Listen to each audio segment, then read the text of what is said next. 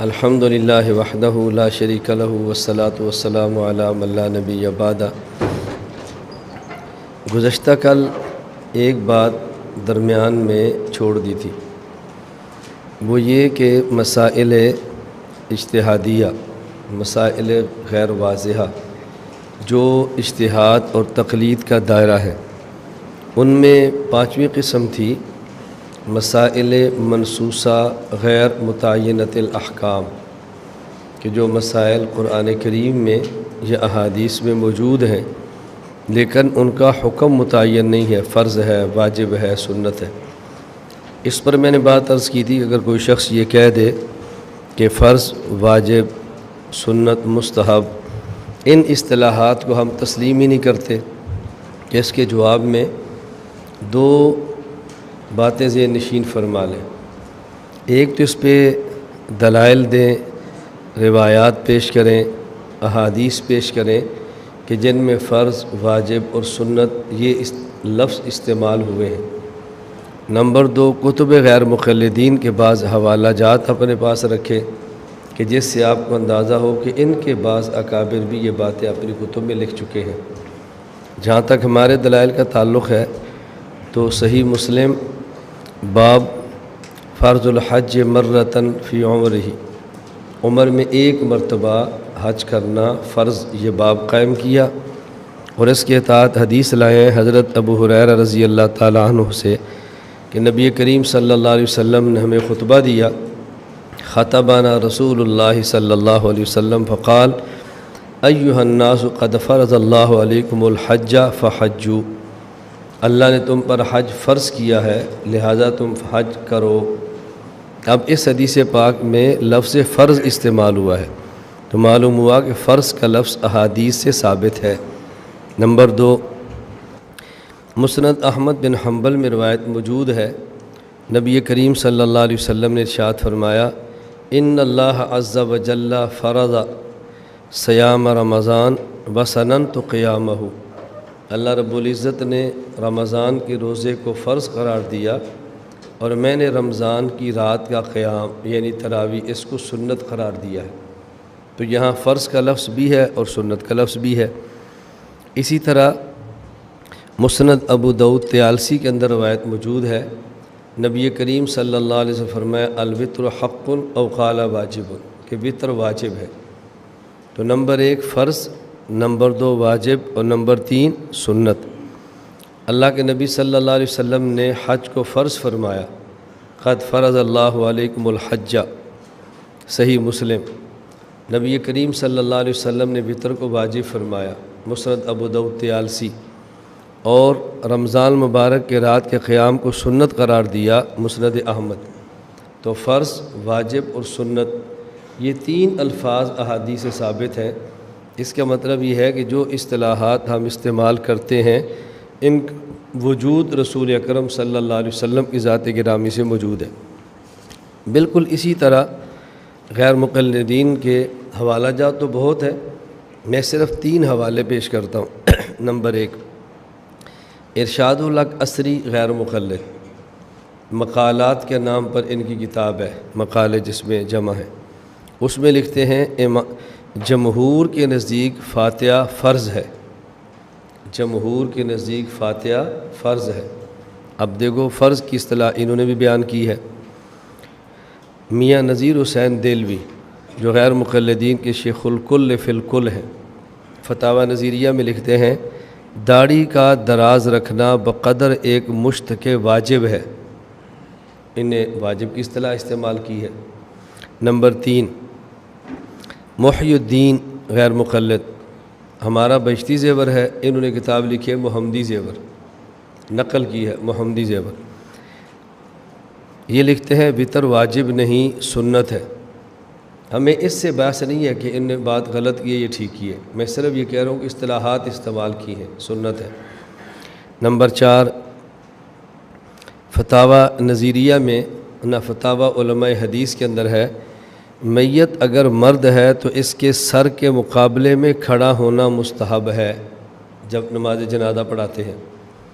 اسی طرح فتاوی علماء حدیث میں ہے اور جنازہ کہ ہر تکبیر میں رفع الیدین کرنا مستحب ہے۔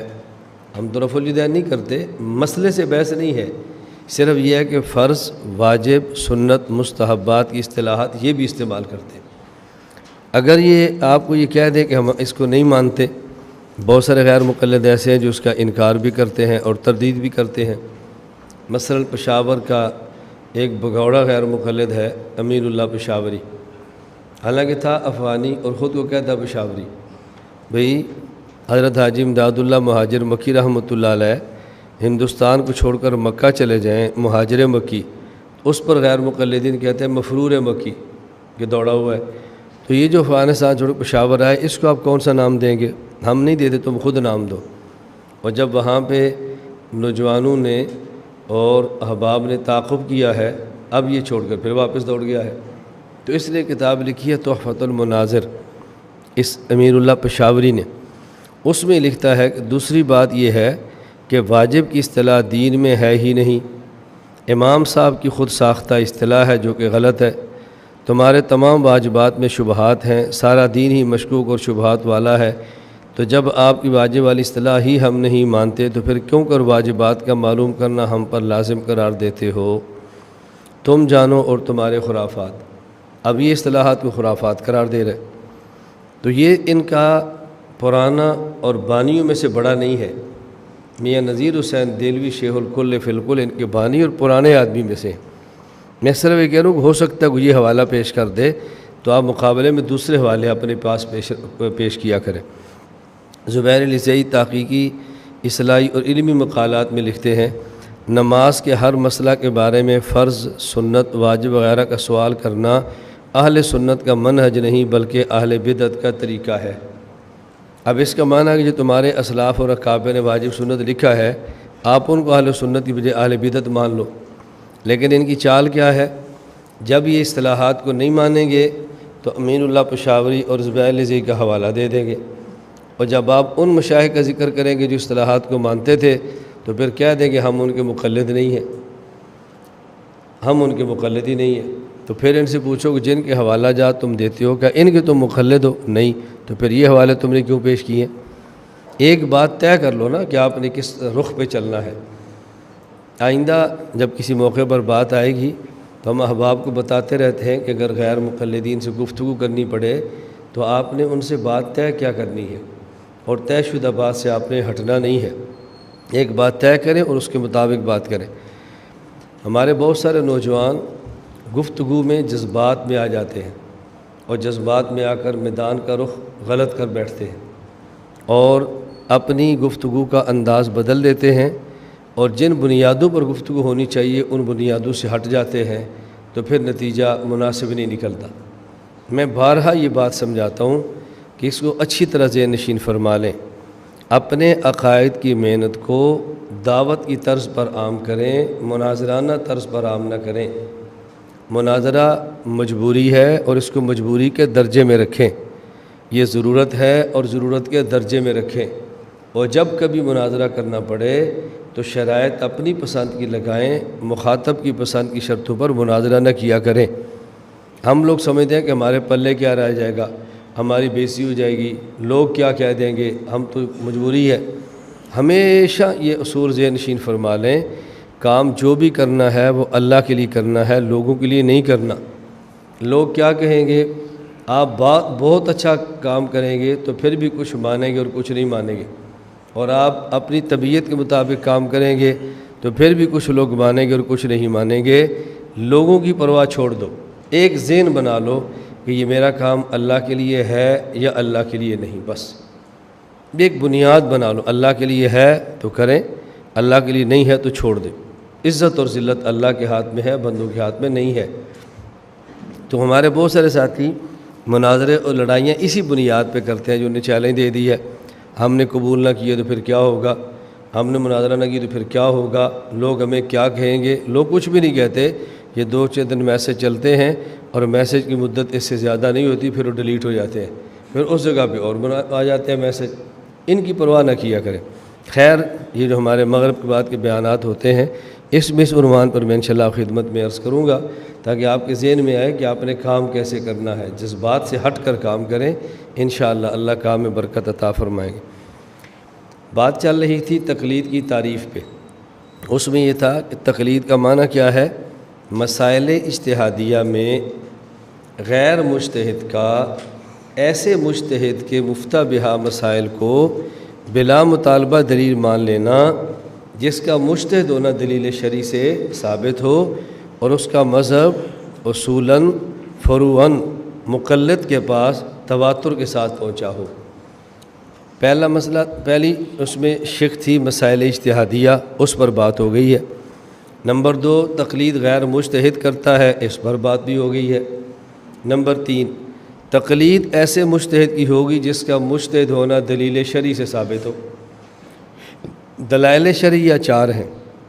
نمبر 1 قرآن کریم، نمبر 2 حدیث پاک، نمبر 3 اجماع امت، نمبر 4 قیاس شرعی۔ اب جس کو مجتہد مانیں گے، مجتہد کون ہوگا؟ یا تو اس کے اجتہاد کا تذکرہ قرآن کریم میں ہو، نمبر 2 یا کسی حدیث پاک کے اندر ہو، یا اس کے اجتہاد پر امت کا اجماع ہو جائے۔ قیاس کے ساتھ مجتہد بننا یہ چونکہ بہت آسان ہے، اس لیے اس بات کو ہم قبول کرنے کے لیے تیار نہیں ہوتے۔ کیوں نہیں ہوتے؟ کہ اگر کوئی شخص قیاس کر بھی لے تو اس کا قیاس اپنے لیے تو حجت ہوتا ہے، دوسرے مجتہد کے لیے حجت نہیں ہوتا۔ وہ قیاس کر کے خود کو مجتہد کہہ دے گا، ہم قیاس کر کے خود کو مجتہد کہہ لیں گے اور اس کے اجتہاد کو ہم قبول نہیں کریں گے تو پھر فائدہ کیا ہوگا؟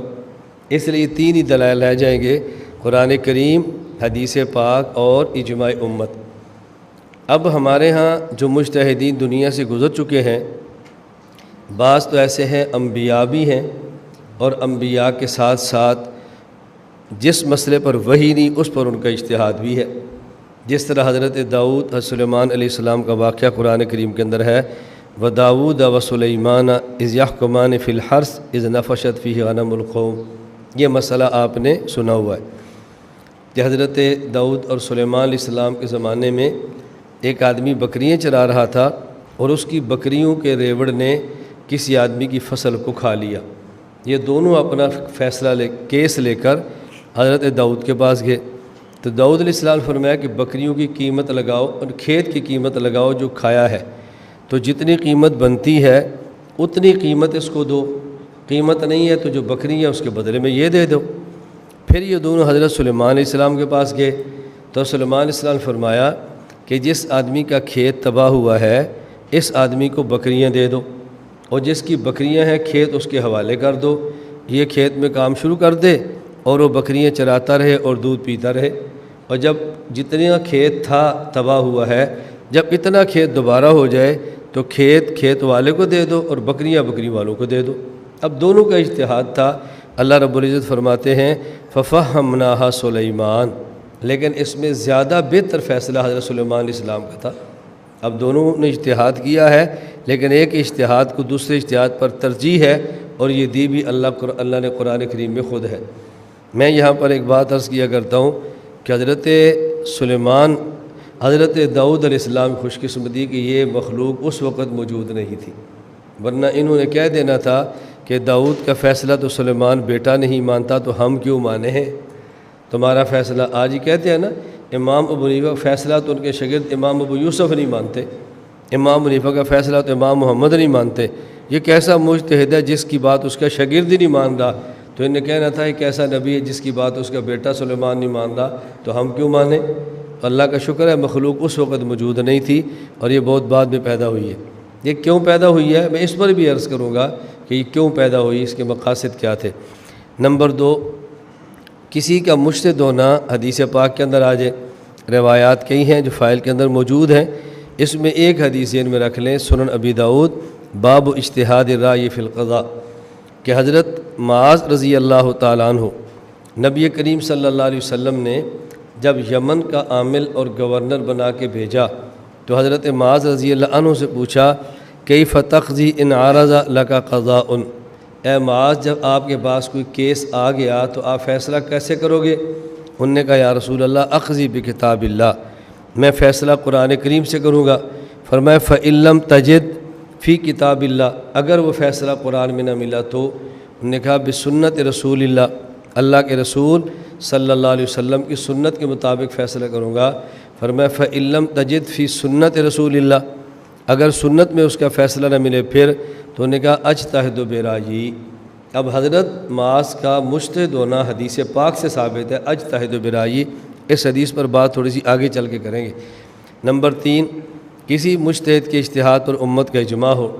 4 ائمہ حضرت امام اعظم ابو حنیفہ نعمان بن ثابت، حضرت امام مالک بن انس، حضرت محمد بن ادریس امام شافعی، حضرت امام احمد بن محمد بن حنبل، یہ 4 ائمہ اور فقہا وہ ہیں کہ جن کے اجتہاد پر امت کا اجماع ہے، اس لیے ان کا مجتہد ہونا اجماع امت سے ثابت ہے۔ تقلید کریں گے مسائل اجتہادیہ میں، تقلید کرنے والا غیر مجتہد ہوگا۔ تقلید ایسے مجتہد کی ہوگی کہ جس کا مجتہد ہونا دلیل شرعی سے ثابت ہو۔ نمبر 4، تقلید کریں گے لیکن تمام مسائل میں نہیں بلکہ مفتہ بہا مسائل میں، یعنی مجتہد کے 2 قسم کے مسئلے ہیں، ایک مسئلے پر فتویٰ ہے اور دوسرے مسئلے پر فتویٰ نہیں ہے، تو مجتہد کے جس مسئلے پر فتویٰ ہو اس مسئلے کے اندر تقلید ہوتی ہے، اور جس پر فتویٰ نہ ہو اس کے اوپر اندر تقلید نہیں ہوتی۔ جس پر فتویٰ دیا جائے اسے مفتہ بہی کہتے ہیں، اور جس پر فتویٰ نہ دیے اسے غیر مفتہ بھی کہتے ہیں۔ تو تمام قسم کے مسائل میں تقلید نہیں ہوتی بلکہ مفتہ بہا مسائل کے اندر تقلید ہوتی ہے۔ یہ اس پر آگے پھر تھوڑی سی بات ہوگی، لیکن 1-2 باتیں میں یہ عرض کر دیتا ہوں۔ دیکھیں ہمارے ہاں کتب فقہ میں بہت سارے مسائل ایسے ہیں کہ جو ہمارے یہاں مفتہ بہا نہیں ہیں، اور غیر مقلدین ان مسائل کو لے کر ہمارے اوپر اعتراض کرتے ہیں۔ جب ہم یہ جواب دیتے ہیں کہ ہمارا مفتہ بھی مسئلہ نہیں ہے تو اس پر اعتراض کی ضرورت ہی نہیں ہے، مفتہ بھی مسئلے پر آپ اعتراض کرو۔ اب بعض لوگ اس پر ایک سوال کر دیتے ہیں اور بعضوں کی بات ذہن میں آ جاتی ہے، وہ یہ آپ کے ذہن میں بھی بات آئی ہوگی یا آنی چاہیے کہ جب ہمارے مسائل کتب فقہ میں 2 قسم کے ہیں، بعض مسائل وہ جو مفتہ بہا اور بعض وہ جو غیر مفتہ بہا ہیں، تو اگر یوں کر لیا جائے کہ مفتہ بہا مسائل کو رکھ لیں اور غیر مفتہ بہا مسائل کو نکال دیں، کتاب بھی ایسی فقہ کی مدون کر لیں، ایسی کتاب تیار کر دیں، غیر مفتہ بہا کو نکال دیں اور مفتہ بہا کو رکھ لیں، ایک تو امت کے سامنے مسائل مفتہ بہا اکٹھے ہو کر آ جائیں گے، اور دوسرا جو ہمارے اوپر اعتراضات ہوتے ہیں ان اعتراضات سے بچ جائیں گے، ایسا بھی کر لیں۔ لیکن ایسا کرنا ہرگز ٹھیک نہیں ہے۔ کیوں؟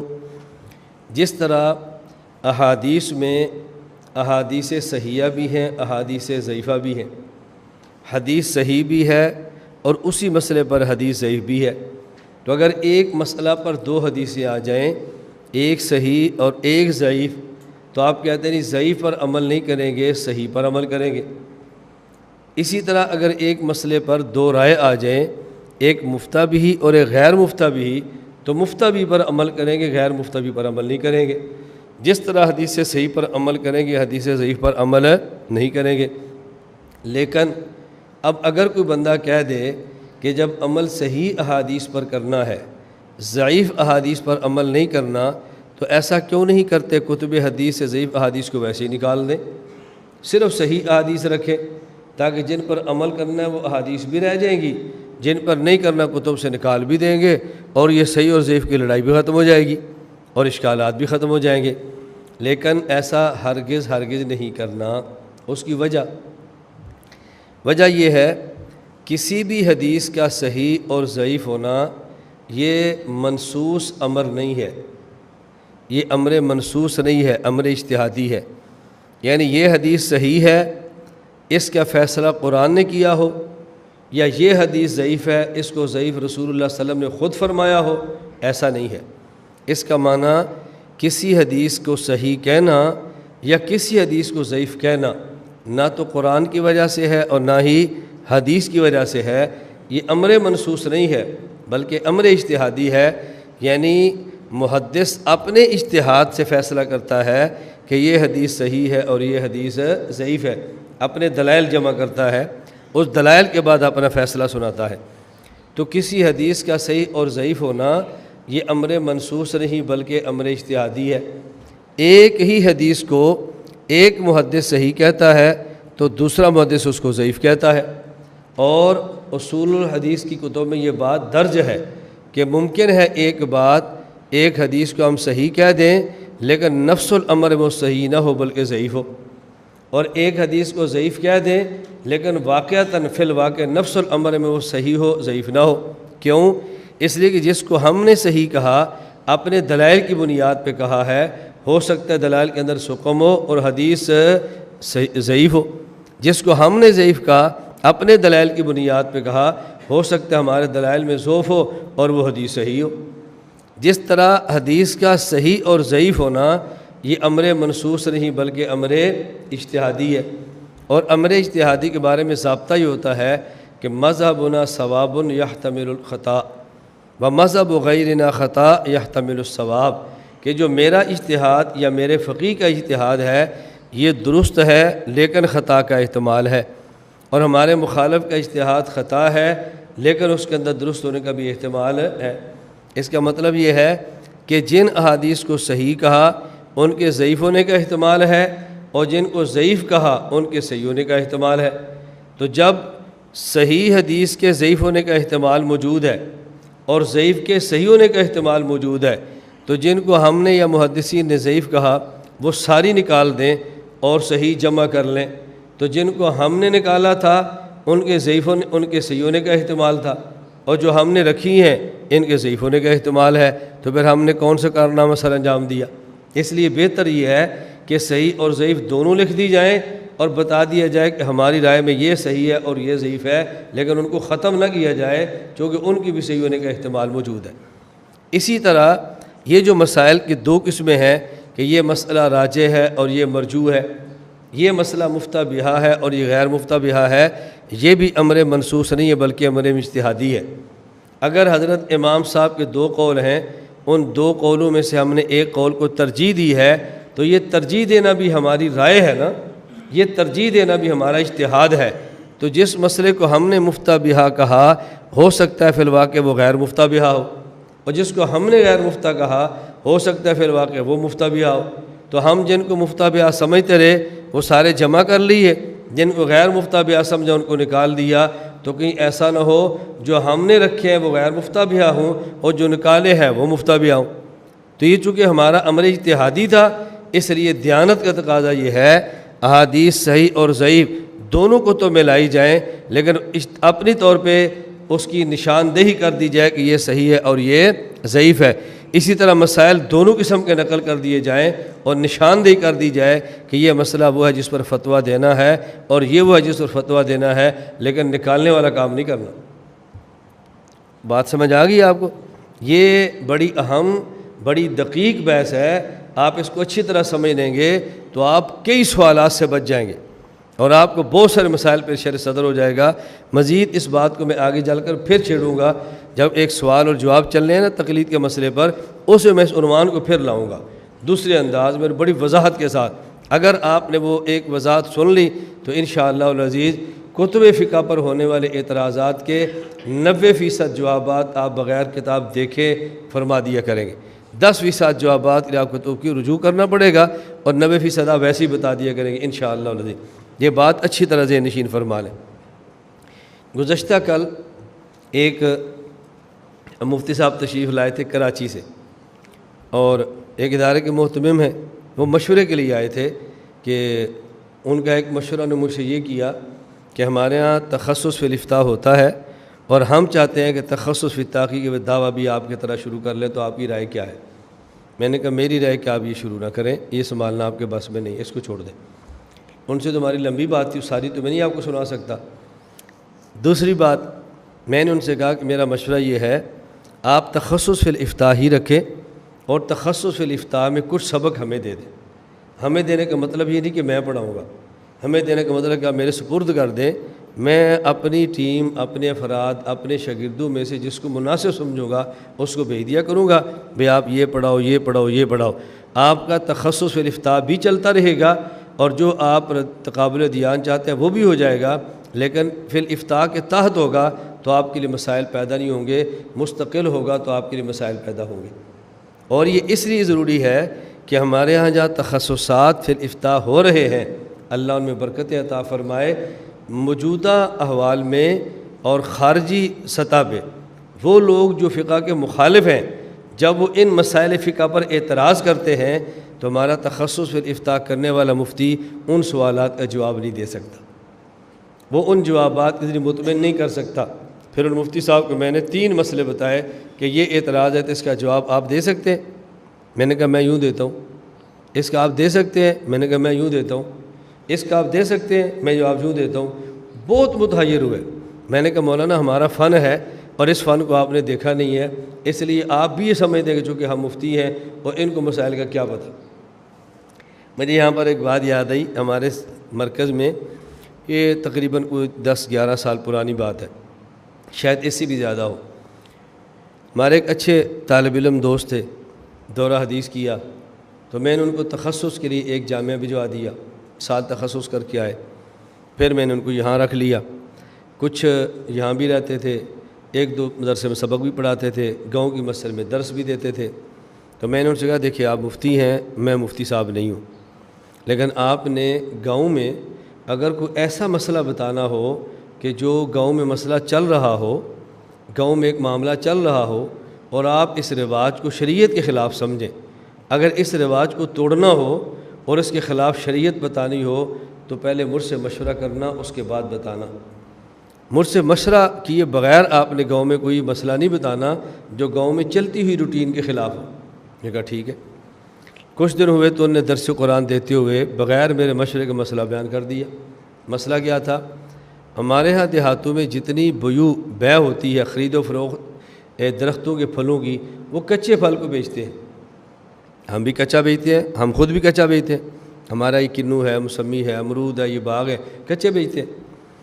اب انہوں نے بیان کر دیا درس قرآن کے بعد کہ کچے بیع کی فروخت کرنا اس شرط کے ساتھ کہ 2 مہینے کے بعد آپ پیسے دیں گے، 2 مہینے کے بعد توڑیں گے، یہ بیع فاسد ہے اور جائز نہیں ہے۔ اب ہمارے سارے گاؤں میں بیع ہوتی ہی ایسے ہے۔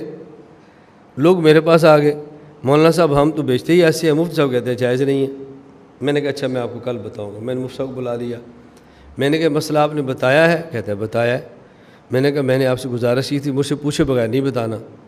اب ان کے ذہن میں تھا یہ کون سا مفتی ہے، مفتی تو میں ہوں، تخصص تو میں نے کیا ہے، اس سے کیوں پوچھوں۔ میں نے کہا آپ ایسا کریں، اصل الفتاویٰ کتاب البیوع نکالیں، مفتی رشید احمد رحمہ اللہ کی۔ ٹھیک ہے، آپ کو اشکال کیا تھا؟ کہتے ہیں ہمیں اشکال یہ ہے کہ بیع الثمار قبل بدو الصلاح یہ ناجائز ہے۔ پھل پکنے سے پہلے کچے پھل کو بیچنا کہ درخت پر رہنے کی شرط کے ساتھ، یہ بیع فاسد ہوتی ہے۔ میں نے کہا اس فساد کی وجہ کیا بیان کی ہے؟ کہتے ہیں وجہ ہے کہ اس میں ایک شرط ہے کہ میں آپ سے باغ خریدتا ہوں لیکن پھل 2 مہینے بعد توڑوں گا، کچھ پیسے اب دیتا ہوں، باقی جب توڑوں گا پھر دوں گا۔ یہ جو شرط ہے نا، یہ شرط فاسد ہے، اس لیے بیع فاسد ہے۔ میں نے کہا کہیں فقہاء نے لکھا ہے کہ اگر شرط فاسد ہو اور مفضی الی المنازعۃ ہو، جھگڑا اس کی وجہ سے ہو سکتا ہو، ایسی شرط کی وجہ سے بیع فاسد ہوتی ہے، لیکن عرف میں اگر وہ شرط اتنی عام ہو جائے اس کی وجہ سے جھگڑا نہ ہوتا ہو تو پھر بیع ہو جاتی ہے؟ کہتے جی ہو جاتی ہے۔ تو میں نے کہا ہمارے معاشرے عرف میں اس پر جھگڑا نہیں ہوتا، ہمارے شرط مفضی الی المنازعۃ نہیں ہے، تو پھر اب بیع فاسد کیسی ہوگی؟ اب وہ سوچنے لگ گئے۔ میں نے کہا اب ذرا آپ وہ نا کتاب البیوع نکال کے لائیں۔ میں نے کہا مفتی رشید احمد رحمۃ اللہ فرماتے ہیں جو سندھ کے طلبہ یہاں پر موجود ہیں ان کو اس بات کا زیادہ سمجھ آئی۔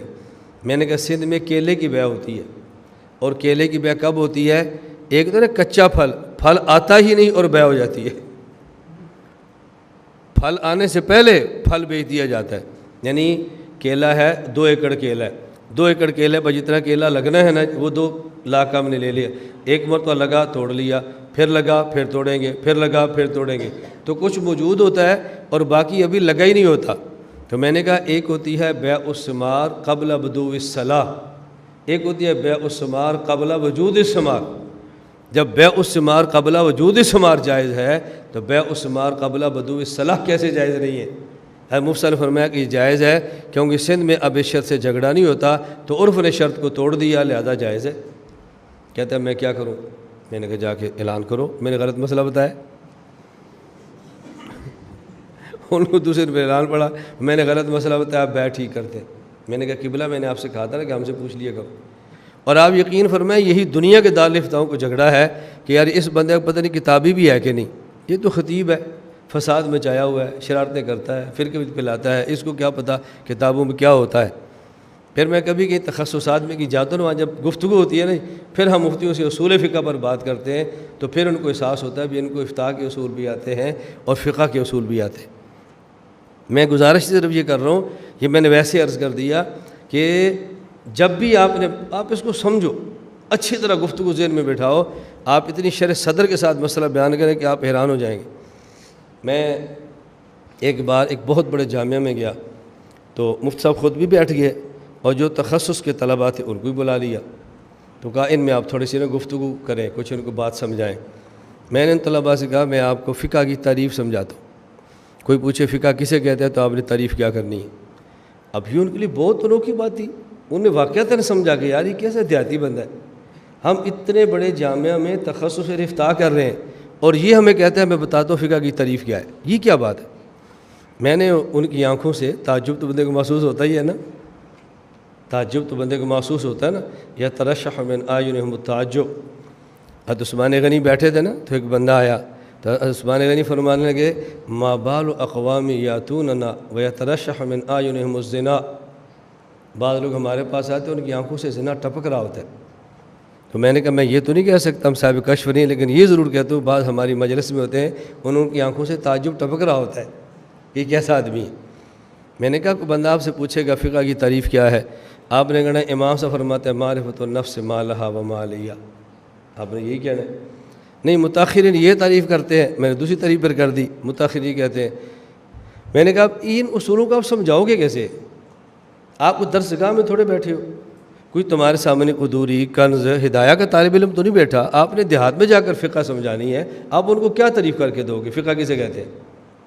میں یہ پوچھ رہا ہوں فقہ کی وہ تعریف کرے جس کو عام بندہ بھی سمجھے، جاہل بھی سمجھے، دیہاتی بھی سمجھے، بدو بھی سمجھے، پھر پتہ چلے فقہ ہوتی کیا ہے. معرفت النفس کو آپ کس دیہاتی کو سمجھاؤ گے؟ پھر ان کو احساس ہوا کہ اس کی بات سننی چاہیے. میں نے کہا فقہ کی تعریف یاد رکھ لو، قرآن سنت اجماع قیاس سے جو مسئلہ ثابت ہو اس کو فقہ کہتے ہیں. اب بتاؤ کتنی آسان تعریف ہے. قرآن سنت اجماع اور قیاس سے جو مسئلہ ثابت ہو اس کو فقہ کہتے ہیں. اب دیہات میں عوام کو سمجھا دو بھئی جو مسئلہ قرآن سے ثابت ہو نا وہ فقہ ہے. کیوں؟ قرآن کہتا ہے کہ باپ کو ڈانٹنا نہیں، اور اس سے مسئلہ ثابت ہوا کہ باپ کو مارنا بھی نہیں. جب ڈانٹنا جائز نہیں تو مارنا کیسے جائز ہوگا؟ یہ فقہ میں لکھا ہے کہ مارنا جائز نہیں، قرآن میں نہیں لکھا ہوا. لوگ سمجھیں کہ فقہ کو ماننا چاہیے اور یہ فقہ کا انکار کرتا ہے. یہ کہے گا باپ کو جوتے مار لو، قرآن میں لکھا ہوا نہیں ہے. ہم کہتے ہیں نہ مارو، قرآن سے ثابت ہے. یہ فقہ کا انکار کرتے ہیں، ہم فقہ کو مانتے ہیں. میں نے کہا دیکھو مسئلہ سمجھ آ رہا ہے کہ نہیں آ رہا؟ اب اس کو سمجھ آئے گی منکرین فقہ ہوتے کون ہیں. تو یہ مشکل بات کو عوام کو سمجھانا اس کا مزاج بنا ہوا. حضرت مولانا محمد امین اکاڑوی رحمۃ اللہ علیہ حجت اللہ فی الارض تھے. میں آپ کو مشورہ دیتا ہوں کہ آپ حضرت کے بیانات کی ملے تو سنو. حضرت اکاڑوی رحمۃ اللہ علیہ فرمانے لگے حضرت کا سندھ میں مناظرہ طے ہو گیا. مناظرہ کیسے؟ پیر آپ جھنڈا، جھنڈو کہتے ہیں جھنڈا کہتے ہیں، پیر جھنڈا بدی الدین راشدی. میں گیا ہوں، میں نے ان کی لائبریریاں بھی دیکھی ہیں جا کے. مناظرہ طے ہو گیا. اب حضرت رحمۃ اللہ علیہ جب مناظرے کے لیے گئے بدین تو وہاں فرماتے ہیں مناظرہ تھا تو میرے پاس معمول کا تھیلا تھا کتابوں کا. تو میں نے مدرسے والے سے پوچھا کہ تمہارے مدرسے میں کچھ کتابیں ہیں؟ انہوں نے کہا ہمارے مدرسے میں کتابیں تو نہیں ہیں، اولا ثانیہ تک کا مدرسہ ہے. تو میں نے پوچھا تمہارے مدرسے میں کچھ قرآن کریم ہیں؟ انہوں نے کہا ہیں. حضرت فرماتا ہے میں نے کہا تم نے قرآن کریم ریڑھی کے اوپر رکھ دو اور اوپر اس کے کپڑا ڈال دو تاکہ وہ سمجھے کتابوں سے ریڑھی بھری ہوئی ہے، رکھ دو. چلو کچھ بھرم تو رہ جائے گا، میں تو مسافر ہوں، میں کہاں سے اب کتابیں لاؤں گا. رکھ لیا. تو حضرت فرمایا کہ ایک بچہ بلاؤ. ایک بچے کو لے آئے. اب وہ بچہ ہے 12-13 سال کا. حضرت فرمایا اس کو رٹا دو، نماز کے فرض کتنے ہیں، نماز کی سنتیں کتنی ہیں، مستحبات کتنے ہیں، مکروہ رٹاؤ. تعلیم الاسلام کو لیا، اس بچے کو رٹا دیا. اب اس بچے نے رٹ لیا کہ فرض اتنے ہیں، واجبات اتنے ہیں، سنت اتنے ہیں، مستحبات اتنے ہیں، مکروہات. اور رٹا کیسے؟ تعلیم الاسلام سے. یعنی فرمایا بچہ مجھے دے دو، یہ کتابیں میرے ساتھ رکھ دو، اب چلو مناظرے کے لیے. اب پہنچے تو جو پیر آپ جھنڈا تھا وہ مناظرے میں کتابوں کا پورا ٹرک لایا. اور جب مناظرہ شروع ہوا تو اس نے ٹرک پیچھے سے کھول دیا، ایسے لوگ دیکھ رہے ہیں ابھی کتابیں. اب لوگ تو اس کے بہت معتقد تھے، پورے علاقے کا پیر تھا، اب کتابوں کا پورا ٹرک ہے، اور مولانا قاری رحمۃ اللہ علیہ کو آپ دیکھتے ہی ہیں، شکل کی بہت سادے تھے حضرت رحمۃ اللہ علیہ۔ اب جب گفتگو شروع ہوئی نا، حضرت فرماتے ہیں مسئلہ چل رہا تھا امام کے پیچھے فاتحہ پڑھنی ہے کہ نہیں، بات اس پہ چلنی تھی، تو ہماری شرائط لکھی جانے لگی، مسئلہ کیس سے ثابت ہوگا؟ تو پیر آپ جھنڈو نے کہا کہ مسئلہ صاحب ہم پیش کریں گے قرآن کریم سے، حدیث پاک سے اور فقہا کی عبارات سے، کیونکہ اس نے حضرت لکھنوی کی عبارتیں پیش کرنی تھیں، وہ فاتحہ خلف الامام کے قائل ہیں اور ہیں بھی حنفی۔ نے فرمایا نہیں، آپ لکھو کہ ہم قرآن کریم سے، حدیث پاک سے اور فقہا کے مفتہ بہا اقوال سے ثابت کریں گے، یہ لکھو۔ اس نے کہا فقہا کے اقوال سے، فرمایا نہیں، مفتہ بہا اقوال لکھو۔ اس نے کہا میں لکھ تو لوں گا لیکن عوام کیسے سمجھے کہ مفتہ بہا اقوال کیا ہوتی ہے؟ حضرت فرماتے ہیں میں نے کہا لکھ تم لو، سمجھا میں دیتا ہوں، لکھو تم، میں سمجھا دیتا ہوں۔ اب لوگ سوچ رہے ہیں میں نے کہا جھگڑا کیا ہو رہا ہے؟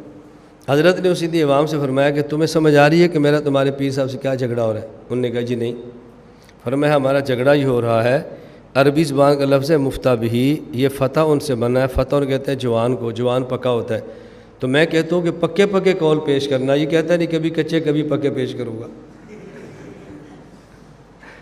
میں کہتا ہوں پکے قول پیش کر، کہتا ہے نہیں پکے کچے دونوں پیش کریں، وہ کہتے ہیں سائیں ایسا نہ کرو نا، سائیں پکے پیش کرو نا، انہوں نے کہا وہ کہتا ہے سائیں پکے پیش کرو نا، میں کہتا ہے یہ بات میں ایسے کہہ رہا ہوں، میری بات نہیں مانتا، تم اس کو گو پکے پیش کرے۔ اب حضرت نے فرمایا پھنس گیا، لکھنا پڑا، یہ ہے مفتہ بہا غیر مفتہ، سمجھ آ رہی ہے؟ اب یہ مفتہ بہا نہیں لکھو گے تو آپ کے خلاف کبھی لکھنوی پیش ہوں گے، کبھی علامہ کشمیری کا قول پیش آئے گا، آپ پھنس جاؤ گے۔ مفتہ بہا لکھنے کے بعد آپ کبھی بھی نہیں پھنس سکتے۔ گزارش سمجھ آ گئی؟ اب فرماتے ہیں ہماری گفتگو شروع ہونے لگی تو میں نے کہا یہ جو تمہارے پیر صاحب ہیں نا، یہ جتنی کتابیں اٹھا کے لایا ہے ان کتابوں میں سے کسی ایک کتاب کے اندر بھی مسئلہ موجود نہیں ہے، یہ سب فراڈ کے لیے کتابیں اٹھا کے لایا، یہ لوگوں کے لیے بہت عجیب مسئلہ تھا۔ حضرت نے فرمایا تم سمجھ تو بہت بڑا عالم ہے، میں چیلنج کے ساتھ کہتا ہوں کہ اس پیر صاحب کو بتاؤ کہ نماز کے اندر فرض کتنے ہیں، یہ بتا دے، یہ بتا دے نماز میں سنتیں کتنی ہیں۔ اور دیکھو میں زیادہ کتابیں نہیں لایا، یہ چھوٹا سا بچہ لایا ہوں اور تعلیم الاسلام چھوٹی سی کتاب میرے پاس ہے، اس چھوٹی سی کتاب کے اندر مسئلہ موجود ہے، اس پیر کے پورے ٹرک میں مسئلہ موجود نہیں ہے۔ ہمارا حنفی یہ 12 سال کا بچہ بتا سکتا ہے، تمہارے 50 سال کا پیر نہیں بتا سکتا۔ ادھر آؤ بیٹا، بتاؤ نماز میں فرض کتنے؟ اس نے بتا دیے 13۔ بتاؤ واجبات کتنے ہیں؟ گنوا دیے۔ بتاؤ اس میں شرطیں کتنی ہیں؟ فرض واجب، وہ گندا کا فرم بتایا، تم پیر صاحب کو ذرا بتائے، پیر نہیں بتا سکا۔ فرمایا اب اسے کیا مناظرہ کرنا، جو نماز کی شرطیں سنتیں مستحب نہیں جانتا اس کو تو مناظر بنا کر لائے ہو۔ میری چھوٹی سی کتاب تعلیم الاسلام میں سارے مسئلے موجود ہیں، اس کے پورے ٹرک میں مسئلے موجود نہیں۔ اب دیکھو یہ طریقہ ہوتا ہے عوام کو سمجھانے کا، لیکن اگر آپ میں سے کوئی وہاں پر ہوتا نا، آپ نے ہتھکاڑی صاحب حضرت ان باتوں کو چھوڑیں، آج مناظرہ ہو جانا چاہیے، حضرت آج ہو جانا چاہیے مناظرہ، آج ہو جانا چاہیے مناظرہ، بس آپ نے اسی پہ لگے رہنا، ہو جانا چاہیے۔ اور بھائی تم پوری محنت کرو کہ مخالف ذلیل ہو، اپنوں کا سر بڑا ہو، قد اونچا ہو، عوام کو بات سمجھ آئے، تم یہ زور لگاؤ، نہیں مناظرہ ہو جانا چاہیے، مناظرہ ہو جانا چاہیے۔ میں اس لیے گزارش کر رہا ہوں اپنی پالیسیوں پہ نظر ثانی فرماؤ، آپ کے کام کرنے کے طریقہ کار پر نظر ثانی فرماؤ، پھر آپ دیکھنا کام کتنا بڑھتا ہے۔ نمبر 5، بلا مطالبہ دلیل، اس کا مطلب یہ ہے کہ ہم مجتہد اور فقیہ سے جو مسئلہ لیتے ہیں اور مانتے ہیں، اس کا معنی ہرگز یہ نہیں کہ اس مسئلہ پر اس کے پاس دلیل نہیں ہوتی، دلیل ہوتی ہے لیکن دلیل کا مطالبہ نہیں کرتے۔ اب دیکھیں دو لفظ میں فرق ہے، ایک ہوتا ہے کہ بات بلا دلیل ہو اور اس کو مانا جائے، ایک ہوتا ہے کہ بات با دلیل ہو اور بلا مطالبہ دلیل مانا جائے، دونوں میں کتنا فرق ہے۔ غیر مقلد کہتے ہیں کہ تم اپنے امام کی بلا دلیل بات کو مانتے ہو، ہم کہتے ہیں نہیں، ہم اپنے امام کی با دلیل بات کو بلا مطالبہ دلیل مانتے ہیں۔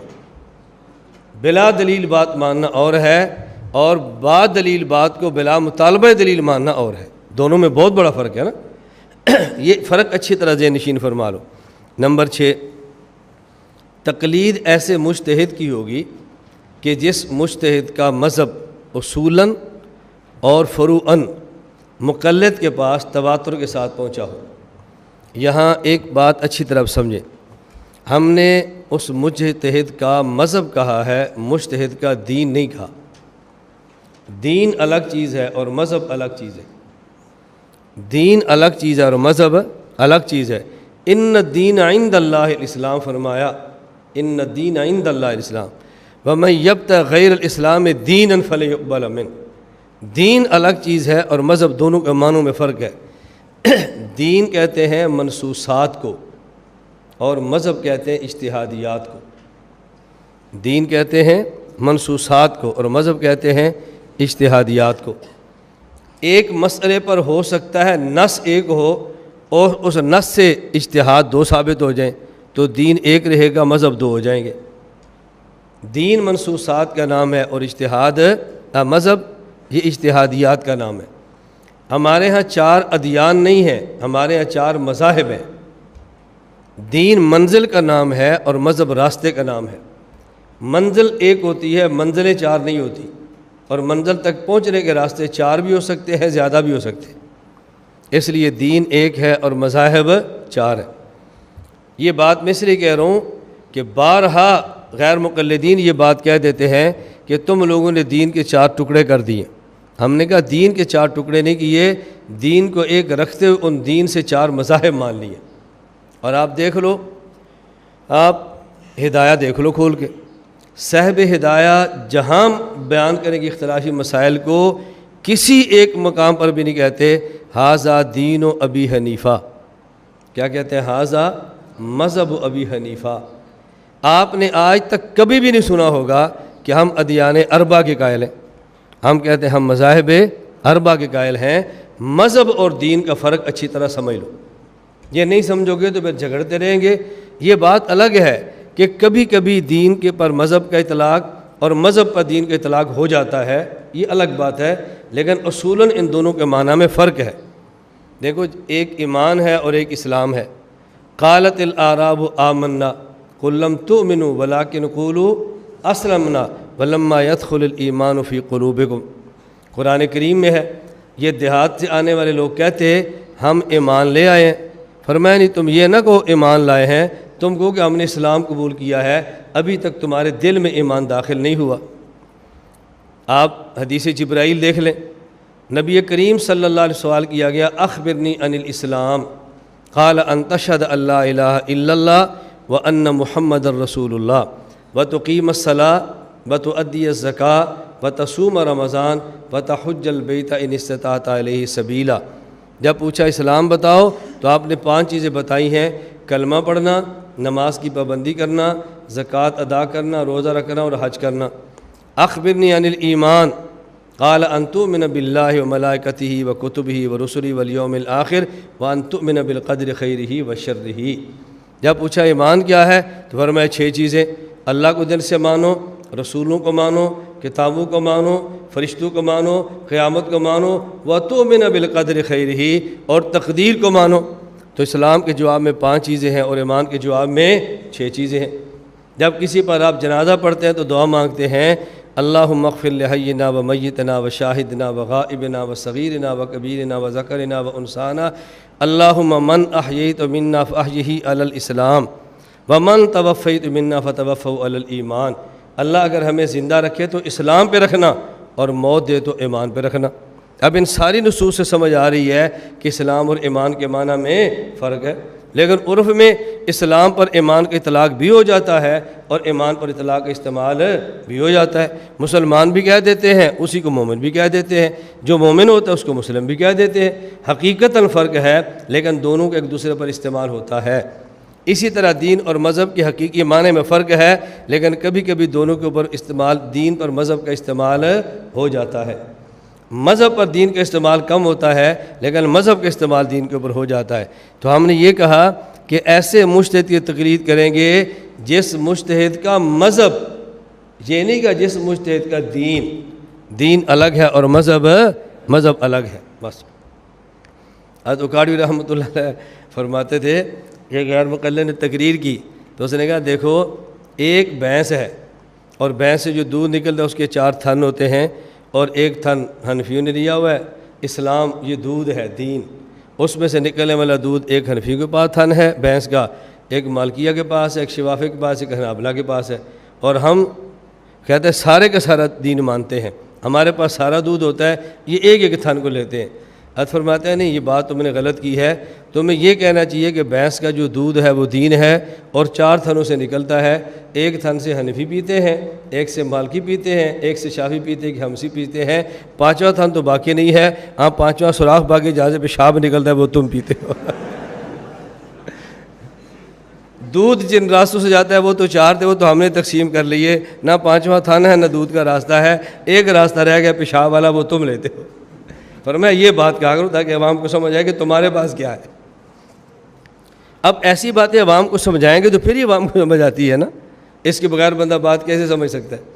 اس لیے مذہب اور دین میں فرق سمجھو، یہ میں بڑی زور کے ساتھ بار بار کہہ رہا ہوں، یہ سمجھو، یہ نہ سمجھنے کی وجہ سے جھگڑے ہوتے ہیں۔ دین کا اختلاف یہ قابل قبول نہیں ہے، اور مذہب کے اختلاف قابل قبول بھی ہے اور قابل رحمت بھی ہے۔ دین موسیٰ، دین عیسیٰ یہ منسوخ ہے، دین محمد قیامت تک رہنا ہے، لیکن مذہب عیسیٰ، مذہب موسیٰ یہ کبھی نہیں کہہ سکتے۔ یہ جو یہود و نصارہ سے ہمارا اختلاف ہے یہ ادیان کا اختلاف ہے، اور مسلمان ہوتے ہوئے جو باہمی اختلاف ہوتا ہے یہ ادیان کا اختلاف نہیں ہوتا، مذاہب کا اختلاف ہوتا ہے۔ مذاہب کا اختلاف الگ ہے، ادیان کا اختلاف الگ ہے۔ ہمارے یہاں کبھی عنوان رکھا جاتا ہے، اب میں بعض باتیں اس لیے نہیں کہتا کہ بعض لوگ سمجھیں گے کہ مولانا صاحب اپنی درسگاہ میں ہمارے خلاف پڑھاتے ہیں، حالانکہ میں کسی اپنے کی مخالفت نہیں کر رہا ہوتا، میں اپنے شاگردوں کو سمجھانے کے لیے کہہ رہا ہوں کہ آپ نے عنوان کیا رکھنا ہے۔ اب ہمارا کیا ہوتا ہے، عنوان رکھا ہوگا تقابل ادیان کورس، تقابل ادیان کورس، اور پڑھا کیا رہے ہیں، حنفیت، غیر مقلدیت، حیات اور ممات، توسل اور فلاں۔ یہ تقابل ادیان تو نہیں ہے، یہ تو تقابل مذاہب ہے۔ تقابل ادیان عنوان رکھو تو پھر پڑھاؤ یہودیت کیا ہے، پھر پڑھاؤ عیسائیت کیا ہے، پھر کیا پڑھاؤ وہ دین ہندو مت کیا ہے، اور ساتھ پھر اسلام کا تقابل کر دو، یہ تقابل ادیان بن جائے گا۔ تو تقابل ادیان اور ہوتی ہے، تقابل مذاہب اور ہوتا ہے، اس کو اچھی طرح فرق سمجھا کرو۔ عنوان کام کے مطابق ہونا چاہیے۔ فیصل آباد کے کچھ لوگ ہیں، بس میں نے غلطی کی نام لے لیا، میں شہروں کا نام لوں گا تو فیصل تلاش کریں گے بندے کون ہے، اس لیے میں اکثر نام نہیں لیتا کہ کون بندہ اور کس شہر کا ہے، تاکہ اس کی عزت بھی اور کام بھی چلتا رہے۔ تو کچھ لوگ ہیں، انہوں نے ایک کام شروع کیا کہ ایک آدمی کو 1 سے زائد شادیاں کرنی چاہیے، تعدد نکاح۔ عنوان کیا رکھا، اچھا ان کا یہ تحریک چلائی نا کہ شادیاں زیادہ، شادیاں زیادہ۔ ان کا خیال یہ تھا چونکہ اس کی شادیاں زیادہ ہیں تو اس کو ساتھ میں لانا چاہیے، مجھے ملے۔ تو انہوں نے کہا جی مولانا ہم یہ کام کرنا چاہتے ہیں اور ہم چاہتے ہیں ہماری سرپرستی فرمائیں۔ میں نے کہا آپ کیا کام کرنا چاہتے ہیں؟ کہتے ہیں ہم معاشرے میں رواج دینا چاہتے ہیں کہ آدمی 1 سے زائد شادیاں کریں۔ میں نے کہا آپ نے اپنی تحریک کا نام کیا رکھا ہے؟ کہتے ہیں تحریک آسان نکاح۔ میں نے کہا میں آپ کی سرپرستی کرتا ہوں، میری پہلی شرط ہے کہ آپ تحریک کا نام بدل دیں، تم نہ رکھو تحریک مشکل نکاح۔ 1 سے زائد نکاح کرنے آسان ہے یا مشکل ہے؟ تو پھر نام کیا رکھو؟ تحریک مشکل نکاح۔ میں نے کہا کام شروع کیا ہے مشکل اور نام رکھا ہوا ہے آسان، تو جو تم نے کام کرنا ہے وہی نام رکھو، میں سرپرستی کر لیتا ہوں۔ پہلے یہ مشورہ کر لو کہ آپ نے نام کون سا رکھنا ہے۔ یہ ان کے لیے ایک انوکھی بات تھی، کیونکہ یہ بات کبھی ان سے کسی نے کہی نہیں تھی۔ میرے پاس آپ بھی کبھی تشریف لائیں گے نا مشورے کے لیے، پھر میں آپ کو اتنی صاف صاف بات کروں گا جس کی آپ کو توقع نہیں ہے، اور جب آپ مشورے کے لیے ویسے ہی آؤ گے نا کہ آپ ملنے کے لیے آئے ہیں، میں آپ کا اتنا اکرام کروں گا کہ آپ کے ذہن سے بالاتر ہوگا، اکرام کروں گا، محبت کروں گا، وقت آپ کو دوں گا، چونکہ آپ ملنے کے لیے آئے ہیں۔ لیکن جب آپ فرمائیں گے نا مشورہ کرنا ہے تو پھر مشورہ شروع ہونا ہے، پھر آپ کو بات بتانی بھی آپ کیا کریں، بددیانتی آپ کے ساتھ نہیں کرنی۔ تو کام ہے تحریک مشکل نکاح، اور آسان رکھا، نام کیا رکھا ہوا ہے؟ تحریک آسان نکاح۔ خیر ایسے بات چل پڑی، دونوں میں سے میں نے ایک سے پوچھا جو امیر صاحب تھے، میں نے کہا آپ کے کتنے نکاح ہیں؟ کہتے ہیں جی 2۔ میں نے کہا سچ بتانا آپ کی 2 بیویاں آج تک کبھی ایک دسترخوان پر اکٹھی بیٹھی ہیں؟ کہتی ہے جی نہیں۔ تو میں نے کہا یہ لڑائی آپ ہر گھر میں ڈالنا چاہتے ہیں؟ میں نے کہا بالکل، بہت پریشان ہو گئے۔ میں نے کہا نکاح کو مذاق مت بناؤ، جس طرح آپ کی بیٹی ہے، جس سے آپ نے نکاح کرنا ہے وہ بھی کسی کی بیٹی ہے، جس طرح آپ کی بیٹی کا کوئی مذاق اڑائے آپ سے برداشت نہیں ہوتا، تو جب آپ کسی کی بیٹی کا مذاق اڑائیں تو اس سے باپ سے برداشت نہیں ہوتا۔ قوم کی لڑکیوں کو اپنی بیٹیاں سمجھ کے بات کرو، پھر تمہارے بات کرنے کا رخ بدل جائے گا۔ یہ پھر فضول گوئی اور جو مذاق بازی ہے یہ سب ختم ہو جائے گی۔ تھوڑی دیر خیر ہماری اور بات چلتی رہی تو اٹھنے لگے تو مجھے کہتے مولانا صاحب میرے لیے دعا فرمائیں، میری بیٹی ہے وہ امریکہ ہوتی ہے، ڈاکٹر ہے، اللہ اس کے لیے مناسب رشتہ عطا فرما دے۔ میں نے کہا اس کا نکاح مجھ سے کر دو، لو یہ مسئلہ بھی آپ کا ختم۔ وہ کیسے؟ میں نے کہا جیسے نکاح ہوتا ہے کیسے کیا ہوتا ہے؟ اب وہ سوچ میں پڑ گیا۔ میں نے کہا بات سمجھو، میں نے آپ کی بیٹی سے نکاح نہیں کرنا، مجھے آپ کی بیٹی نہیں چاہیے، میں آپ کی بیٹی کو نہیں جانتا۔ میں نے یہ بات صرف آپ کو مسئلہ سمجھانے کے لیے کی ہے۔ میری بیویاں 3 موجود ہیں اور میرے گھر میں چوتھی بیوی کے طور پر اپنی بیٹی آپ دینے کے لیے تیار نہیں ہے، تو میں آپ کو سمجھدار ہوں یا بیوقوف ہوں؟ آپ اپنی بیٹی بطور چوتھی بیوی دینے کے لیے تیار نہیں ہے، اب امت کو دعوت کیسے دیتے ہیں کہ ایک سے زائد نکاح کرو؟ میں آپ کو دعوت میں سچا مانتا ہوں، آپ اپنی بیٹی اس کو دو جس کا دوسرا تیسرا یا چوتھا نکاح، اس کو دو، میں سمجھوں گا آپ اپنے دعوت میں سچے ہیں۔ آپ نہیں تیار اپنی بیٹی آپ کسی کو بطور دوسری بیوی دیں تو کوئی بندہ کیسے تیار ہوگا کہ وہ اپنی بیٹی بطور دوسری بیوی دے؟ میں نے کہا میں اس کام کا مخالف نہیں ہوں، میں اس کا داعی ہوں، لیکن بات اصولوں سے ہونی چاہیے، یہ اچھی طرح بات سمجھو۔ آپ میرے لیے دیکھیں شاگرد اولاد کی طرح ہوتے ہیں، اساتذہ بیٹھے ان سے پوچھ لو، میں نے اپنے تمام اساتذہ کو بلا کر کہا ہوا ہے بھئی آپ نے دوسری شادی نہیں کرنی۔ ہر بندے کے بس میں یہ کام نہیں ہوتا، ہر بندے، آپ صرف میری شادیاں نہ دیکھو، میرے آپ دوسرے کام بھی دیکھو نا۔ کوئی میرا ایک کام رکا ہو، مشقت، تکلیفیں، جیل، مصائب، مخالفتیں، کون سا دنیا کا ظلم ہے جو میرے اوپر نہیں ٹوٹا، لیکن میں ایک لمحے کے لیے میں نے تاریخ کو رکنے نہیں دیا۔ ایسے بنو، نکلو اس طرح میدان میں، پھر دیکھنا اللہ آپ کے گھر کے نظام کو کیسے درست فرماتے ہیں۔ پھر یہ معاملے بالکل آسان ہو جائیں گے۔ جو میری راحت دیکھی استاد جی کرتے ہیں تو ہم بھی کر لیں، جو میری مشقت ہے پھر وہ بھی برداشت کرو، تاکہ تمہیں سمجھ آئے کہ مشقت کے بعد راحتیں ملیں تو پھر راحت کا مزہ بھی آتا ہے۔ میری گزارش سمجھے آپ کو بات میں یہاں سے چلا رہا تھا کہ جب آپ نے کورس کرنا ہے تو جیسا کورس کرنا ہے نام ایسا رکھنا، آپ کا نام اور ہوتا ہے اور کورس اور ہوتا ہے، کام اور کرتے ہیں اور پھنسے ہوتے ہیں اور سمجھتے کسی کو پتہ نہیں ہے۔ وہ دور گزر گیا جب کسی کو پتہ نہیں ہوتا تھا، اب سب پتہ ہوتا ہے۔ اس مجتہد کا یہ بات سمجھ آ گئی آپ کو؟ ہاں، یہ بات اچھی طرح سمجھیں، چونکہ مجھ سے ان معاملات کے ساتھ ہی بہت گفتگو کرتے ہیں، پھر میں پوری دیانتداری کے ساتھ مسئلہ سمجھاتا ہوں تاکہ ان کا ذہن بنے کہ ہم نے بات کس طرح چلانی ہے۔ اس مجتہد کا مذہب اصولاً و فروعاً، اصول اور فروع سے مراد کیا ہے؟ اصول سے مراد ہے قواعد، کلیات، قوانین، ضابطے، اور فروع سے مسائل ہے اس کے اجتہادی مسائل۔ اس کا معنی یہ ہے کہ مجتہد نے پہلے ایک قانون بنایا ہے، پھر اس قانون کے ذریعے مسائل نکالیں۔ مجتہد کا وہ قانون بھی ہم تک پہنچے اور اس قانون سے نکلے ہوئے مسئلے بھی ہم تک پہنچے۔ جیسے کل اذا وقعت ذباب فی اناء احدکم، مکھی کھانے میں گر جائے، اس پر مسئلہ بیان کیا تھا نا، تو امام صاحب نے قانون کیا نکالا ہے کہ ایسا جانور جس کی رگوں میں گردش کرنے والا خون موجود نہ ہو، اگر وہ کسی کھانے میں گر جائے تو کھانا ناپاک نہیں ہوگا، یہ قانون ہے۔ اب اس قانون سے آگے مسائل ہیں، مچھر گر جائے تب بھی نہیں، چونٹی گر جائے تب بھی نہیں، بڑ گر جائے تب بھی نہیں، جگنو گر جائے تب بھی نہیں، فلاں گر جائے تب بھی نہیں۔ تو مجتہد کا ضابطہ یہ اصول ہے اور مجتہد کا اجتہادی مسئلہ یہ فروع ہے۔ یہ اصول اور فروع مقلد کے بعد تواتر کے ساتھ پہنچی ہوں۔ یہ میں بات کیوں سمجھا رہا ہوں؟ لفظ اصول ایک ہے، ایک جگہ پر استعمال ہوگا تو معنی الگ ہوگا، یہی لفظ اب دوسری جگہ پر استعمال ہوگا تو معنی الگ ہوگا۔ المحنت انشاءاللہ آپ سبقن پڑھیں گے انشاءاللہ۔ المحنت میں وہاں بات بھی کروں گا، یا اشارہ سمجھ لیں، یہاں سمجھ آ گئے تو وہاں شاید ضرورت ہی نہ پڑے۔ عام طور پہ ہم کہتے ہیں ہم اصول میں مقلد ہیں اشاعرہ اور ماتریدیہ کے، اور فروع میں مقلد ہیں امام ابو حنیفہ کے، اور ادھر ہم کہہ رہے ہیں کہ اصول اور فروع دونوں میں مقلد ہیں ہم امام ابو حنیفہ کے۔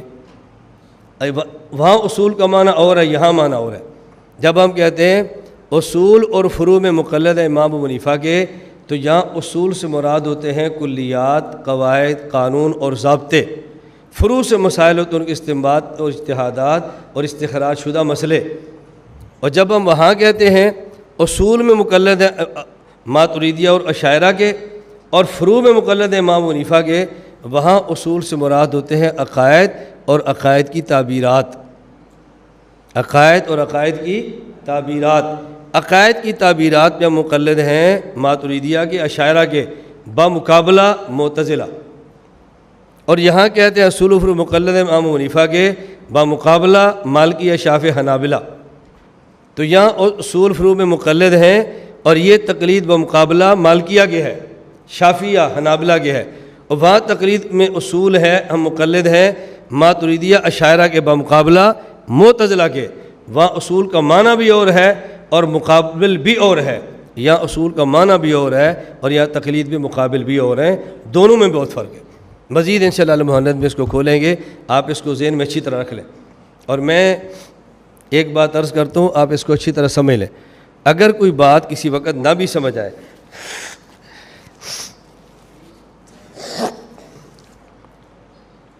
اگر کسی وقت کوئی بات نہ بھی سمجھ آئے، آپ دل چھوٹا نہ کریں۔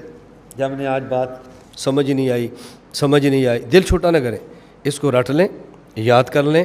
جب آپ اس کرسی پر بیٹھیں گے نا، پھر آپ کو بات سمجھ بھی آئے گی۔ یہ میں مذاق نہیں کر رہا، رٹ لیں۔ جب آپ یہاں بیٹھیں گے نا، پھر دیکھنا آپ کو سمجھ کیسے آتی ہے، اللہ آپ کے دل میں کیسے ڈالتے ہیں، دماغ کیسے کھولتے ہیں، زبان کیسے چلتی ہے، بس رٹتے جائیں، نہ بھی سمجھ آئے۔ اس پر میں ایک واقعہ سنایا کرتا ہوں کہ ایک مرتبہ ضلع گجرات کے ایک مدرسے میں گیا، اور بچوں کا مدرسہ تھا حفظ کا۔